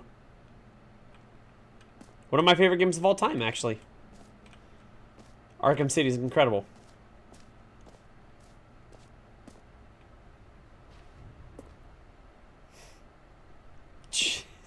This game is ridiculous. Like, I don't even know if I'm winning. Like, am I winning? Or am I just playing another ending every Here we time? are. Go on, try out some of the new features. Hear your name in the game. For the Stanley Parable 2, I asked myself, what do players really want? And of course, the first and most obvious answer is that they want to be individually recognized and validated as people. So with that in mind, my first addition to the game is this button which speaks the name of the person. It is incredibly playing the redonkulous. game. Isn't that wonderful? We get to hear our name, huh? Jim. Sorry, I should have clarified. Right now, the button only says the name Jim. But of course, in the final game, this button will say your name, whatever name that is. Here, let's have you role-play as Jim to really simulate the full experience of this feature. No. Just play along. I promise you'll love it. Okay, here we go. Let's take a deep breath, clear your mind. All right, we're forget pretending who we're you Jim. are, For and the sake of this, simply we're become a pretending we're person named Jim. Jim. I want you to imagine yourself living as Jim, sleeping and waking as Jim, falling in love and being heartbroken as Jim, seizing all of the world's possibilities as Jim, and as Jim watching your dreams crumble into dust. Do you feel it deeply? Are you really, truly Jim right now? If so, then please step forward and press the button. All right. Jim. Yes! You see? What a thrill! What a rush! I That was you! am so thrilled. The button described you. Do it again. Do it again. Jim. It hits even harder the second time. If this were the only new feature in the Stanley Parable 2, it would still be worth the money. Let's take a break from the Jim button. I'm too emotionally drained from all of this personal validation. Whoa there, cowboy. Sometimes a person can be too much, Jim. Jim. I'm putting the Jim button away. Otherwise, soon you'll start to lose all sense of who you actually are. Jim. Damn it. That felt lizard. I don't know about y'all, but I feel like I'm Jim right now. I'm very much feeling like Jim. And honestly, I am upset that he took that away from me. Like when you spend anywhere between 15 and 45 seconds learning about you being Jim. To play the Stanley Parable 2. That would actually save me the work of finishing this feature.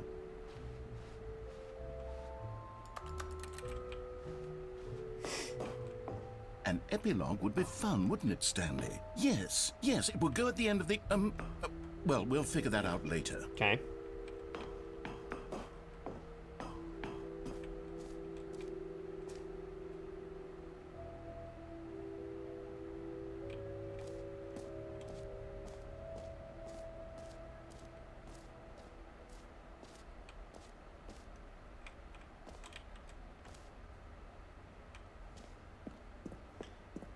The settings world champion. What? What does that even mean?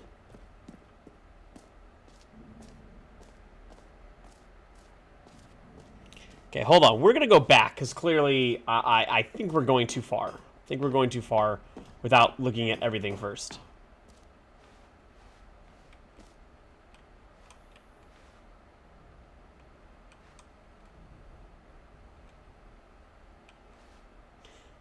Ray traced, more of the same, but in a good way, sequel to the new features, new content, new ideas.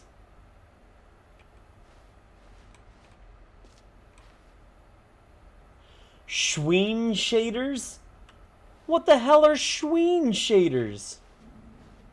What's a Schween?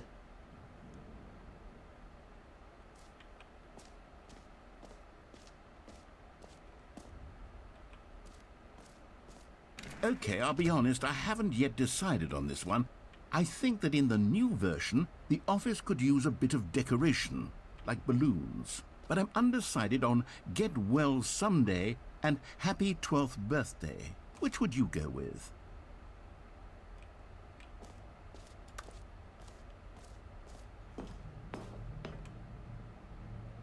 Oh, get well someday You for know, sure. sometimes when you solicit another person's opinion, it makes you realize that you knew which one you actually really wanted all along.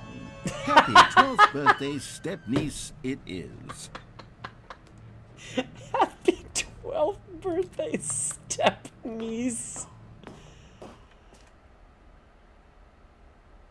Or actually, maybe I should have gone with... No, I've made my decision, we're moving on.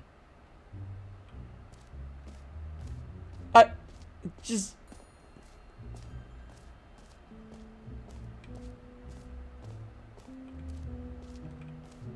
Okay, we got merch. This t-shirt is the best new feature. Okay, what's up here? A common complaint of the Stanley Parable was that it was confusing and paradoxical, that it engendered a chaotic sense of reckless despair in those who played it. Well, I'm happy to say that after much consideration, I've engineered a clever solution to this fundamental problem with the game. It's the Stanley Parable Reassurance Bucket. You see, Stanley, anytime you're holding the bucket, a sense of calm and ease will fill There's your no mind bucket? and your heart. It's true. As long as you hold on to the There's a bucket. the many now. disorienting contradictions of the Stanley Parable will feel perfectly normal and perhaps even comforting. You may even come to long for the gentle embrace of Can I hold it jarring now? cognitive dissonance while the bucket is in your arms. And to Oh be yeah, the honest, bucket's the only it's thing a you much remember? more convenient solution for me than actually redesigning the game to be less uncomfortable. Can you imagine what a pain in the ass that would be? Yes, the bucket is the perfect solution. Come on, give it a try.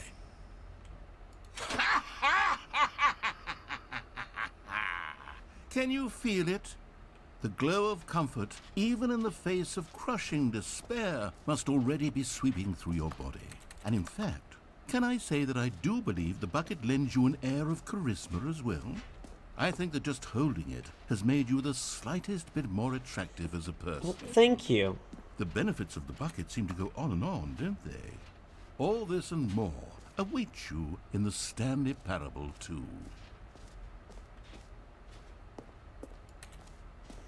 Well, I'm glad we have a bucket now. Does anyone give out awards for most enjoyable bucket in a video game? That really should be an award if it isn't already.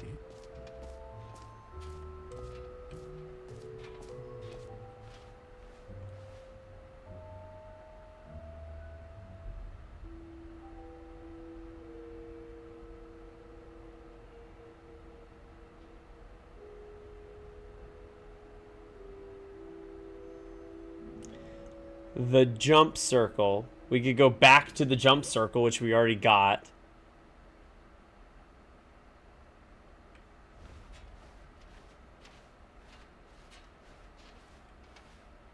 That's the exit. Oh, we got another jump circle. Let's go. Let's go. Let's go get all of our jumps out, everyone. You know what? Let's bring the jump circle back for Stanley Parable 2 as well. Oh, God. Oh, wait. You already spent all your jumps the first time we saw the jump circle? Oh, well. I suppose it can just be a nice decorative piece, then. No jumps remaining. Player tears.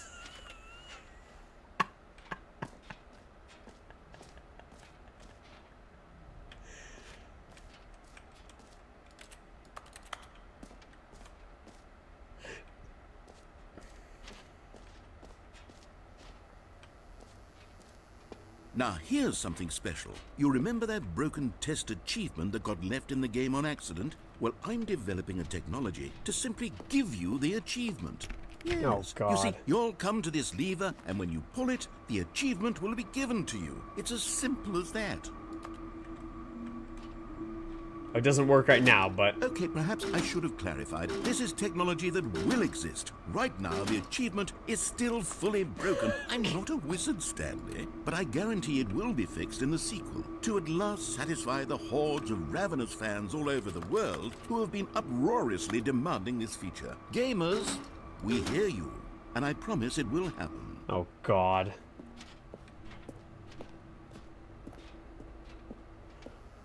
What a game. This is like pure meta. Just like for the point of meta. What other exhibits haven't we seen yet?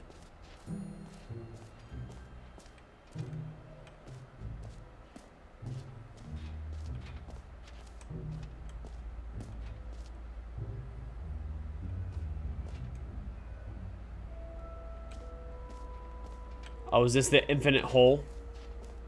Stanley, here's an idea that I'm truly fond of. It's never been done before in a video game. This is, in fact, a hole that you can fall down forever. That's right. Infinite falling. You can fall until the end of time, if you like. A stunning leap forward for video games as a medium.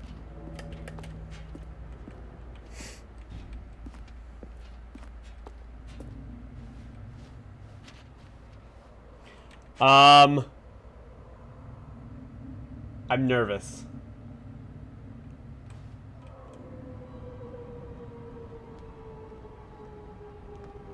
You see, isn't it wonderful? One of my more ingenious concoctions, if I do say so. Now then, since you've gotten to see the infinite hole, you can press the teleport button to pop back up to the top, and we can continue onward. Great. Now, I'm very excited to show you even more of my ideas for the sequel.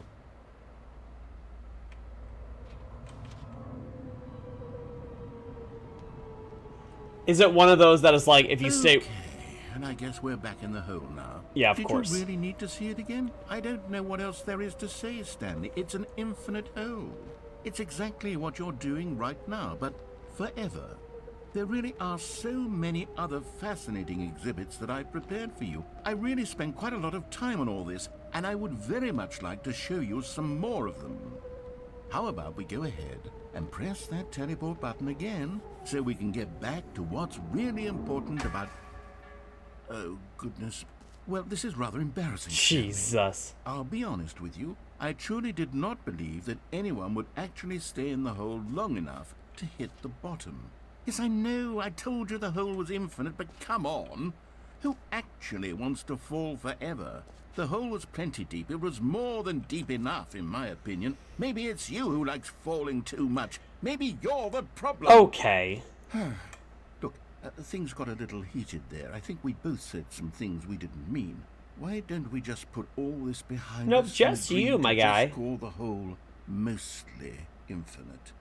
If that works for you, then go ahead and press the teleport button to warp up to the top of the hole and we can move on. I'll just be up here when you're ready. Oh, for heaven...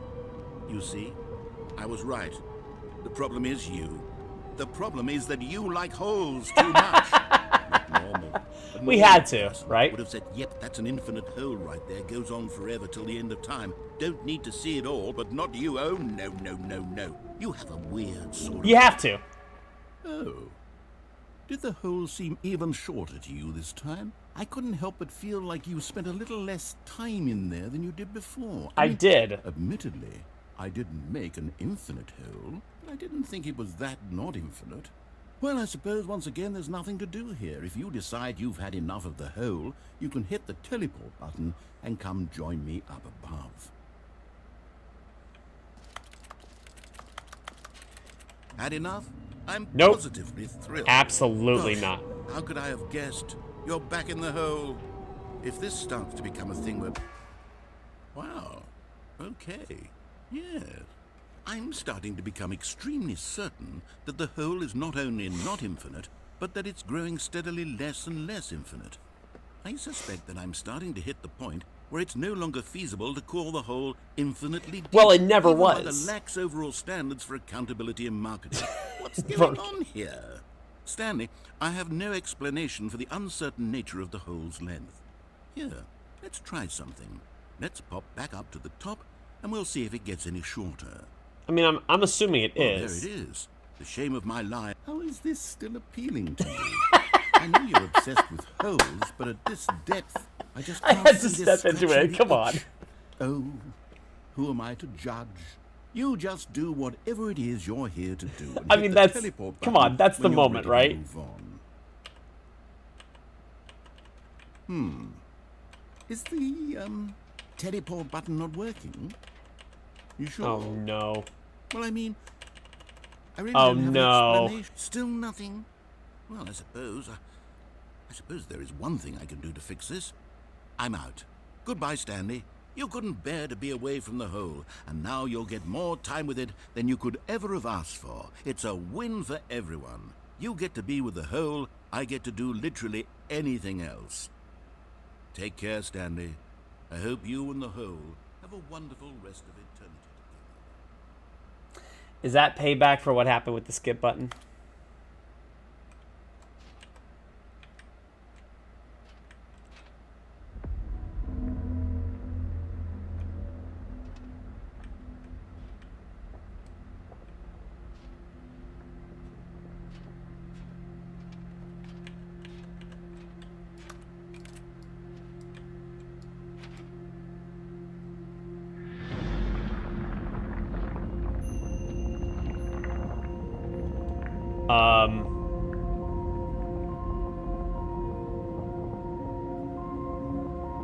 Okay. What is happening?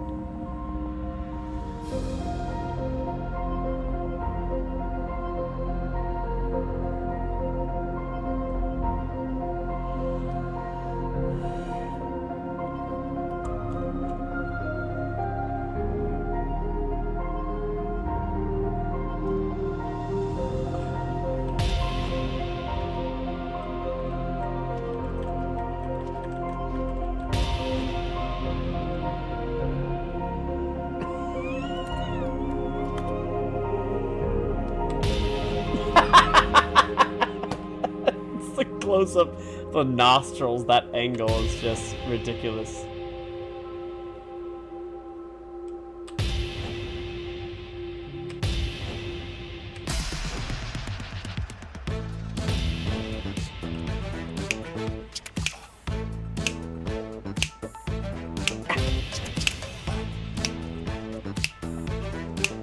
Oh, hell yeah. Hell yeah. Oh, we dancing. Oh, we dancing. Oh, yeah. Oh, yeah. Oh, come on. Come on.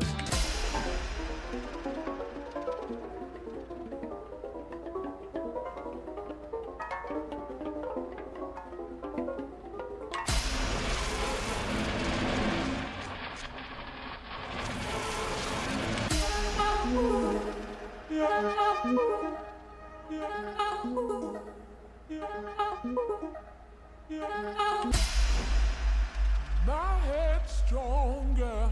Now you're no longer using up the space of mine.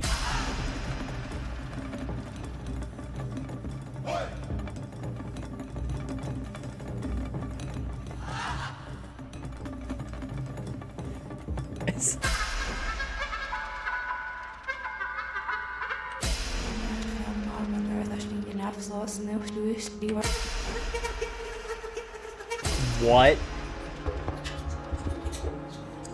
in God's name is happening?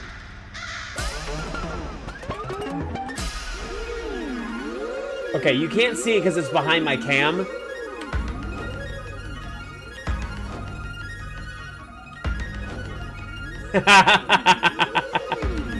Oh, puppers! Oh, this is the best.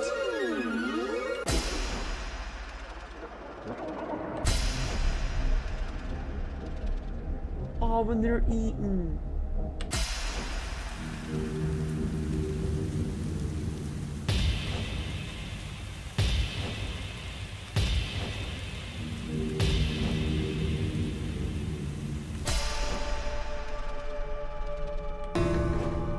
Oh, I'm a robot now. Okay. Let's get the nostril close up. Yes.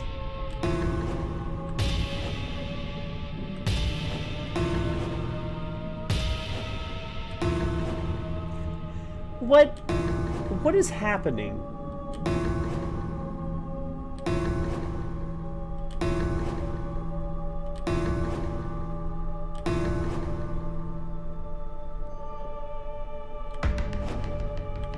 Stanley? Stanley? Stanley! Oh good, you're awake.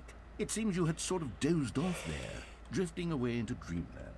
But we can't have that, Stanley, because this hole is just so darn fascinating that I want you to be wide awake for every second of it. You don't want to miss a single moment. So how about if I just pop in from time to time and wake you up to keep you really truly focused on the hole? From the looks of things, you and I will have many, many years here in this hole. Oh my God. And I'm looking forward to all of them. Stay alert, Stanley. I'll be back. Toodle-pip.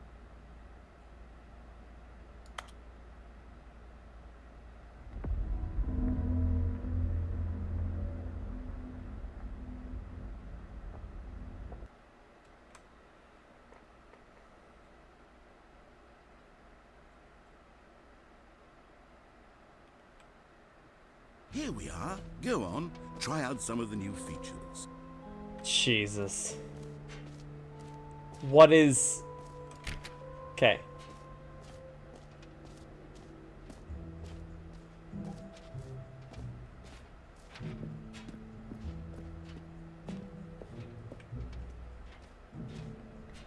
Ah, collectibles. Now it's a real video game. In the Stanley Parable 2, you'll run around gathering up these miniature Stanley figurines. And what's truly innovative is that there will be no reward for collecting all of them. I don't want to stifle the intrinsic joy of watching a number go up. You simply collect all of them, and then you move the hell on with your unremarkable life.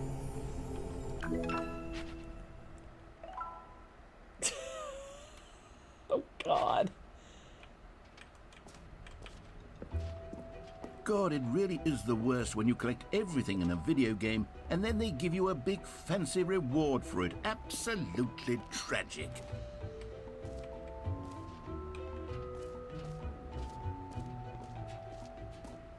It says 0 of 6. There's no... That's gotta be a troll, right?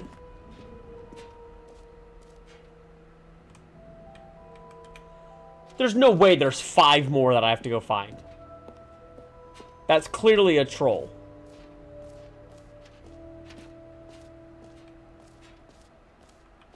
That's gotta be, right? It just makes you freak the fuck out about it. That's new. What is up here? Is this the... Wait, was this the epilogue? The mostly infinite hole. I like how they changed the name for it. Oh, don't tell me there's something else like it. Can I go do it again? Oh my God. Can I go do it again? No, it's completely locked out. Okay, we can't enter.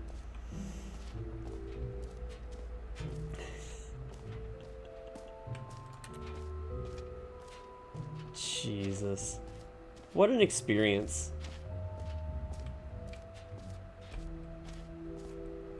By the way, shout outs to your 12th, your stepniece's 12th birthday. Okay, so where do we go from here?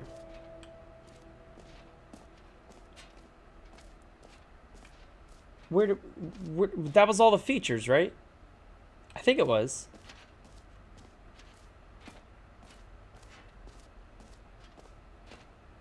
Oh, just the exit over here. Whoops. Okay.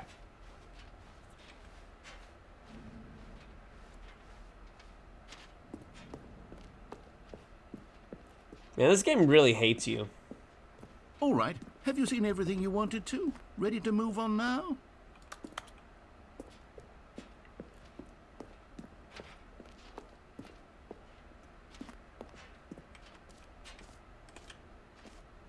No screenshots.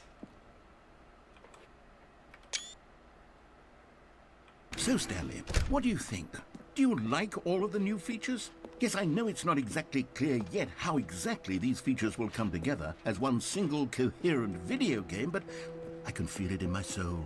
It's going to work. There's definitely a good game in there somewhere. Say, let's do an experiment. I'll arrange these new features together, and we'll see whether or not it coheres into a meaningful gameplay experience. Okay. Okay. Are you ready? So Here it ready. is. I give you the Stanley Parable 2.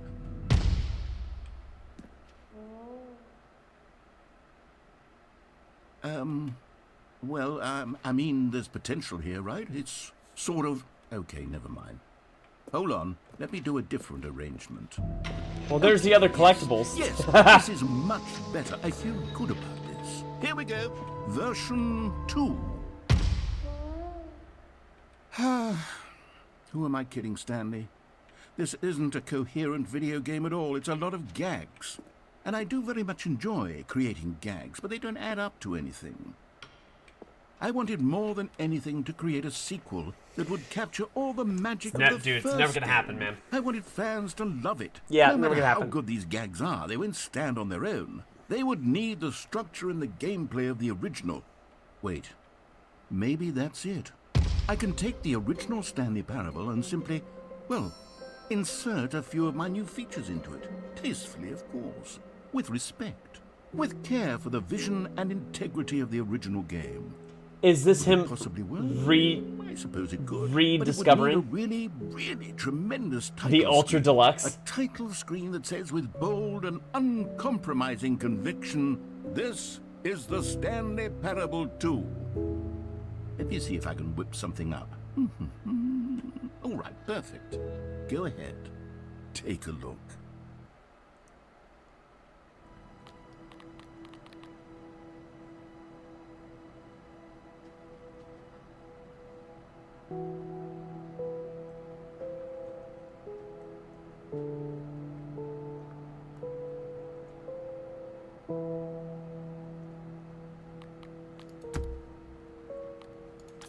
What the hell is this game? I'm losing my... Here's the thing. My brain already deals with enough as is. And then I have some people that are like, yeah, try this game. It's great. It's great. Thoroughly enjoyable.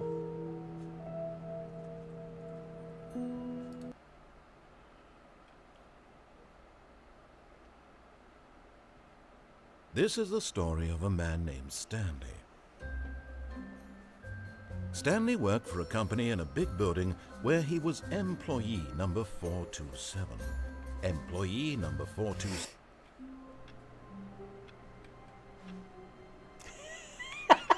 We have the balloons!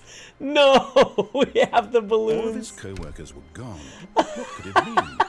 Stanley decided to go to the meeting room. Perhaps he had simply missed a memo. Well, he did! It's someone's step-niece's... Stanley picked up the bucket. Someone's step-niece's 12th birthday. It's very important.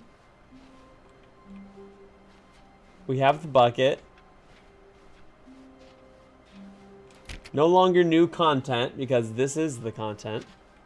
Stanley clutched the bucket tightly to his chest and entered the door on his left.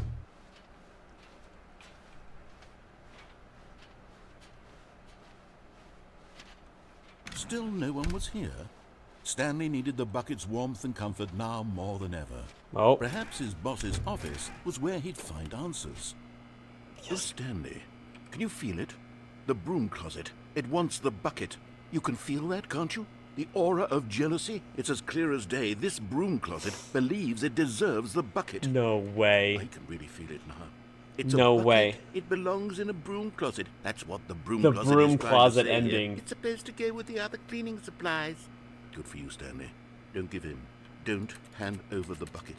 I know how hard it must be, given the pressure that the broom closet is putting on your shoulders right now. But Please, you have I to be want to strong. I want to leave the This is bucket your here so bucket. badly. This is your companion No, and lifelong friend. I literally don't care. Can't hand it over. Yes, I want. I want Getting to. into name-calling now, it seems. Is this how low the broom closet has sunk, that it has to resort to this stream of petty insults simply in order to get you to hand over the bucket? Stanley, I never liked this broom closet for a variety of reasons, but even this is worse than I had imagined. And wait, now the broom closet has the gall to imply that you and the bucket are not truly deep and lasting friends? That your relationship is purely superficial and convenient? That your life is so banal and meaningless that Dude, you nice feel use of the the word same sort of banal. kinship towards any inanimate object which happened to lay in your path in an even partially enticing manner? Well, I never. Go on, Stanley. Lay into it. Really tell the broom closet off for its demeaning No, comments. we're not gonna Expand do on that. the wide variety of experiences you and the bucket have shared together. Go through each of them point by point. Share your journal entries detailing the rich emotional landscape of your feelings for the bucket as they have changed and evolved over the years. Let him have it. I really desperately want to leave the bucket here. Okay, I've got you something which I think will help settle this debate once and for all. Here we go. There. Now it's settled. No more debate. Property of No Stanley. more discussion. Take a hike, broom closet, with all your meandering philosophical diatribes about the nature of cleaning supplies and their relationship to broom closets in the natural order of things. This game, dude. All right, I've got a second sticker back here, and I'm going to slap it on as well because I think it's appropriate. You see? I feel that it works because the sticker is also a bucket. That way, if Oh. you're ever unsure whether the thing you're holding is a bucket or not, you can look down at this sticker and say to yourself, ah, it's a bucket. Ah, There really is it's a wide bucket. variety of applications for this sticker. God. My lord. Please, just leave the bucket here. You know what? I could take the name-calling and the dismissal of your kinship with the bucket, but now the broom closet is just giving us a silent treatment. And to be honest, I'm sick of the pettiness on display. You can stay here all you like, but I've had it with this impetulant room of cleaning supplies. Easily the most childish such room I've ever been in. I'll see you outside, and we can get on with the story about you and your bucket.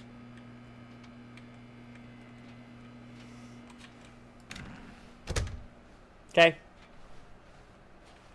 Coming to a staircase, Stanley and the bucket walked upstairs to the boss's office. Oh my god. Are we gonna go downstairs?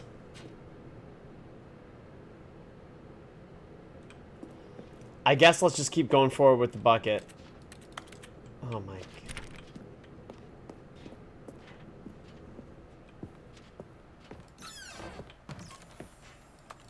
Can we...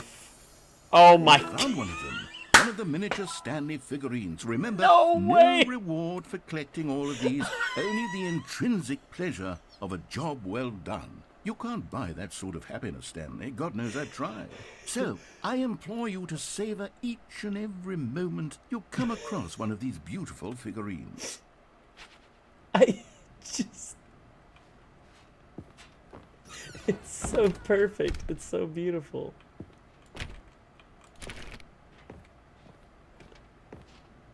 Stepping into his manager's office, Stanley was once again stunned to discover not an indication of any human life. Crushed by the weight of this revelation, Stanley may have broken down into an emotional dumpster fire if not for the soothing presence of the bucket. Even now, in his darkest of hours, did the bucket's warmth and guiding light pierce the dark clouds of confusion and chaos. It would be with him always, but Stanley guessed the correct code by sheer luck. Was it that the bucket knew all along? The bucket knew all along. Was the bucket guiding him? Yep. Yes, this is certainly the most logical explanation.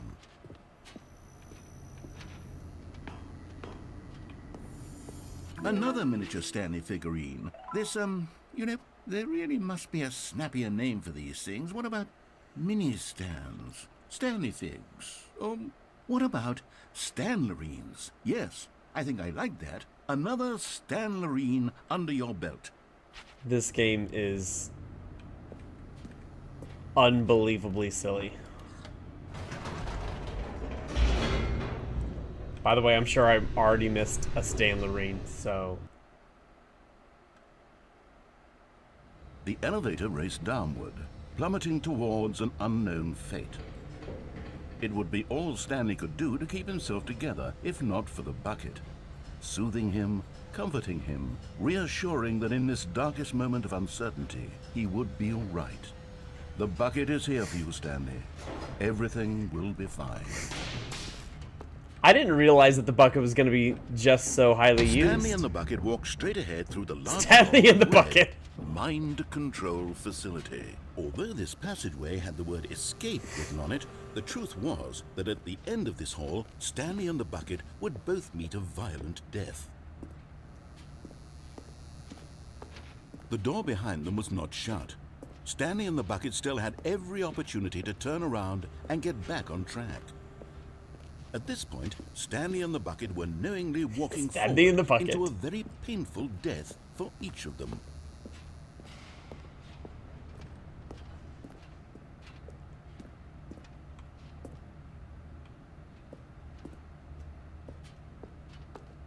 Dude, I don't know, man. I don't know which way to go. I don't know what I have and have not unlocked. I'm so confused. I'm so turned around. I guess that's you know, that's the point. The point is to be feeling all that all the time. I don't know where the Stanlerines are. As a completionist, that's really annoying. But of course, Stanley and the bucket thought better of it and realized they simply had too much to live for.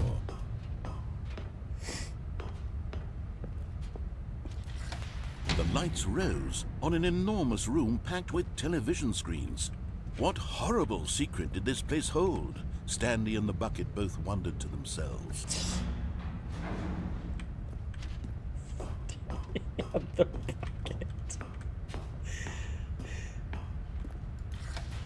The monitors jumped to life, and Stanley nearly dropped the bucket in shock. Everyone in the office was being videotaped, monitored like guinea pigs. The bucket had never seen anything like this, and it very nearly burst into tears as Stanley cradled it gently, reassuring it that everything would be fine. Surely that's the wrong way around. The bucket would be reassuring us. It's the bucket of reassurance. Was the bucket under the mind control facility's influence as well? Had the bucket been told to do things it didn't wish to do? What kinds of things does a bucket want to do or not want to do in the first place? These questions raced furiously in Stanley's feeble mind. No! He screamed into the bucket. He couldn't accept it.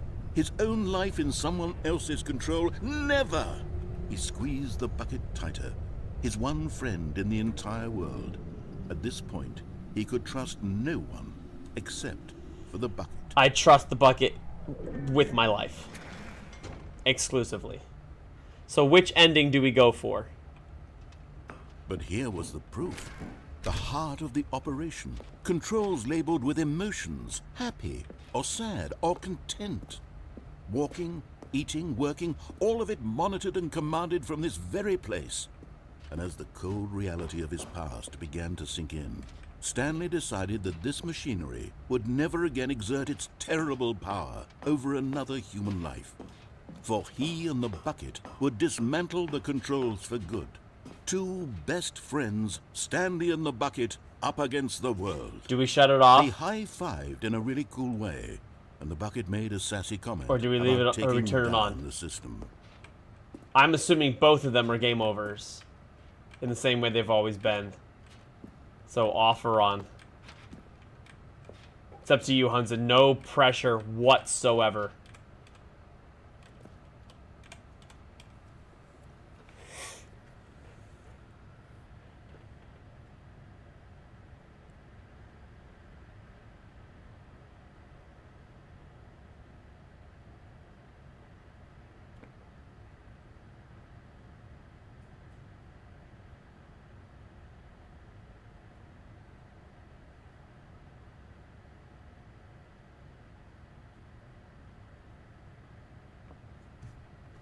We go off.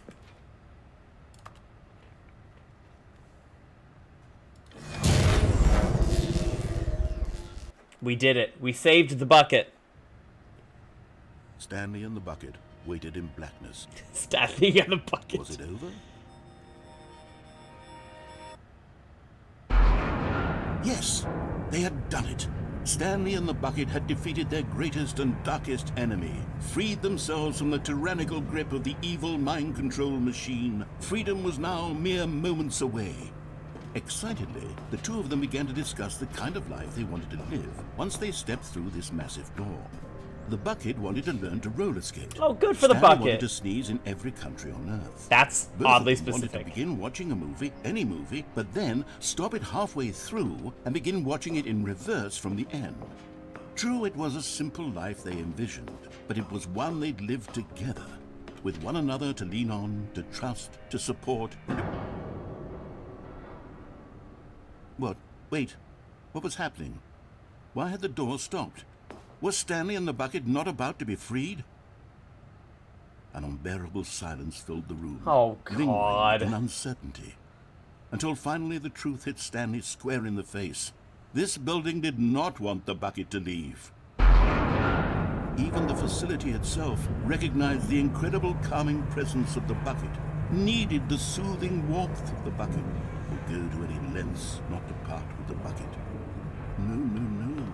Stanley can't leave this place. Not while he has such a precious bucket in his arms. Not while this building has anything to say about it. Stanley realized he would never again leave this very room. But at least he has the bucket. To be trapped eternally in darkness isn't really so bad, Stanley thought to himself. As long as I have my bucket with me, right? I'll be okay, won't I? Stanley gulped. Very soon now, he was about to find out.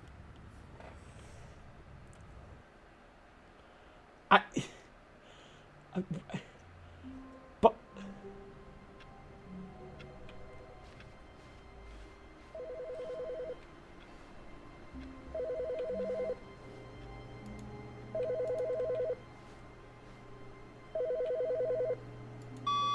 Hello. This is a recorded message scheduled either by you or a person in your place of work. The purpose of this message is to warn you about the dangers of recorded messages. If at any time you believe you are listening to a recorded message, please terminate it immediately and cease all flow of information from the recorded message into your perceptual sphere. okay. Thank you, and have a pleasant day. Oh, God.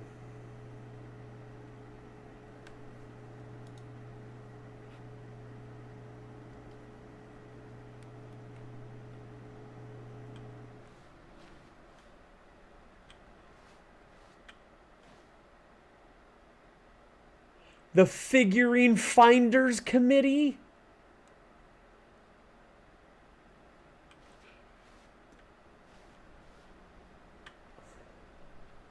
Stanley lifted the bucket into his arms, and a wave of comfort rushed over him. God.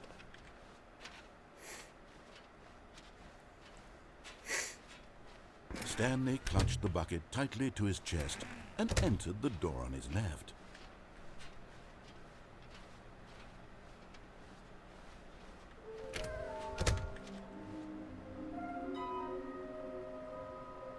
large room, lots of boxes, stairs, something to do with stairs. Some are both red and blue.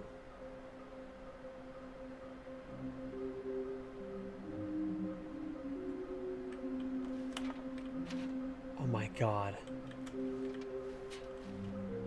Trust the completionist instinct. Oh no. Oh no. No.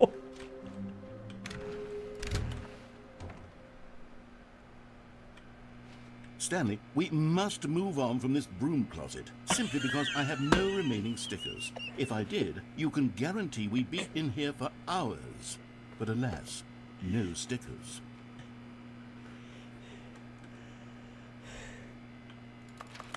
We must find another sticker. I have to leave the bucket here.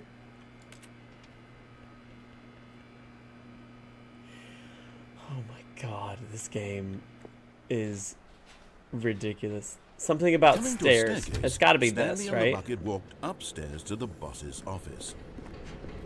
Yes. Okay, I'm going back to the name of these little Stanley figurines, and now I'm torn between Stanlerines and Figlies. What do you think, Figlies? Stanley? I like What name Figlies. better encapsulates the intrinsic sense of happiness that you get from seeing a small number in the corner of your screen go up by 1? Let me sit on it. I'm sure it will come to me. I think Figlies. Figlies is the right answer. But Stanley just couldn't do it. He considered the possibility of facing his boss, admitting he had left his post during work hours. He might be fired for that. And in such a competitive economy, why had he taken that risk? All because he believed everyone had vanished? His boss would think he was crazy. And then, something occurred to Stanley. Maybe, he thought to himself, maybe I am crazy. So this is the infinite. He looked down at the bucket in his arms. Am I crazy? He asked the bucket. The bucket returned his gaze, but said nothing at all. That's strange, Stanley thought. Usually the bucket is a source of guidance and wisdom for me in difficult times such as these. He held the bucket close, yet felt none of its familiar reassurance and comfort. And that's when Stanley realized, this isn't my bucket. It's just a normal, everyday bucket. Someone else's bucket, perhaps. How did I end up with someone else's bucket? This is all terribly wrong. Surely no good would come from this. Who knows what sorts of bizarre hallucinations Stanley might experience. Oh, we lost the bucket. Psychologically grounding presence of his bucket. And indeed, now he noticed that the rooms were repeating, which was, of course, very odd. And now he felt himself floating off the ground. Oh, gracious, he exclaimed. Without my bucket, I've gone truly mad. Where is it? I must find it. Far off in the distance now, he heard it, calling to him. Stanley! Stanley, it's me, the bucket. Could it truly be? He rushed forward from room to room. Oh my God. One bucket after the next. None of them were his. None of them were his special bucket. Oh my god, are you kidding? Find me.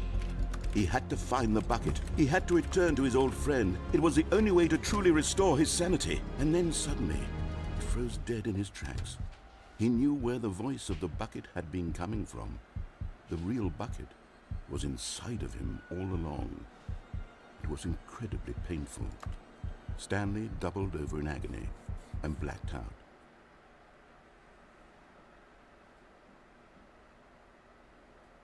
This is the story of a woman named Mariella. Mariella woke up on a day like any other.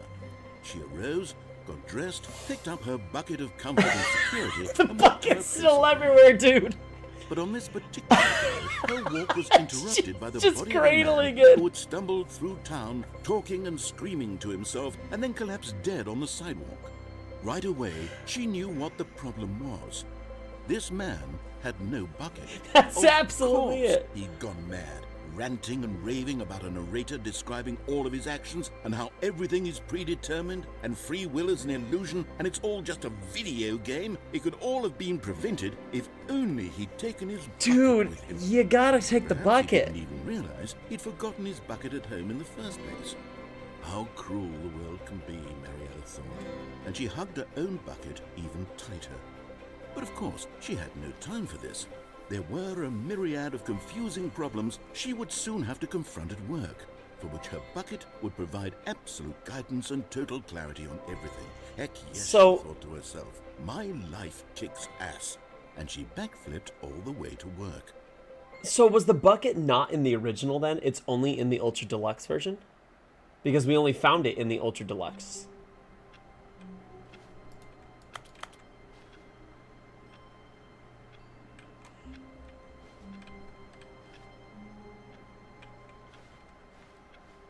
Already this was uncomfortable, and Stanley decided that as soon as he found a new space he felt safe in, that he would never leave it again in his life.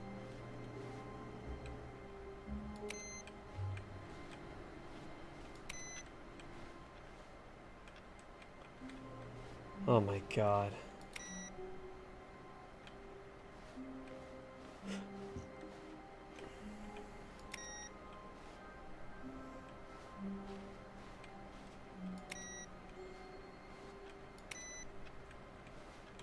The confusion and the chaos all seemed to melt away as Stanley embraced the bucket.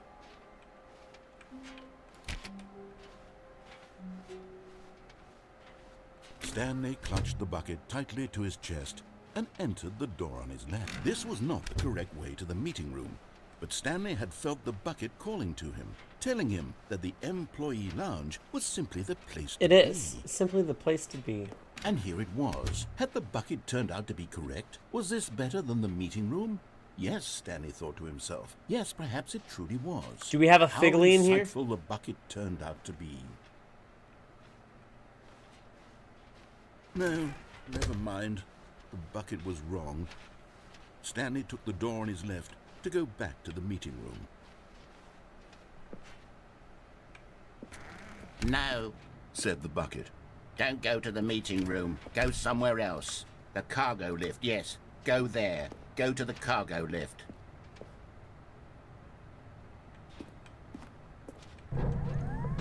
Good, Said the bucket. now ride the lift all the way to the top. There's something up there I need you to do. Stanley did not question why or how this bucket was speaking to him. It should have alarmed him, of course, because buckets can't talk. But Stanley can you chose fall? not to think about this obvious fact. Can He was you firmly fall convinced onto that this? The bucket had spoken to him, and he I didn't even think about unthinkingly that. did whatever the bucket asked. Oh my god, you can.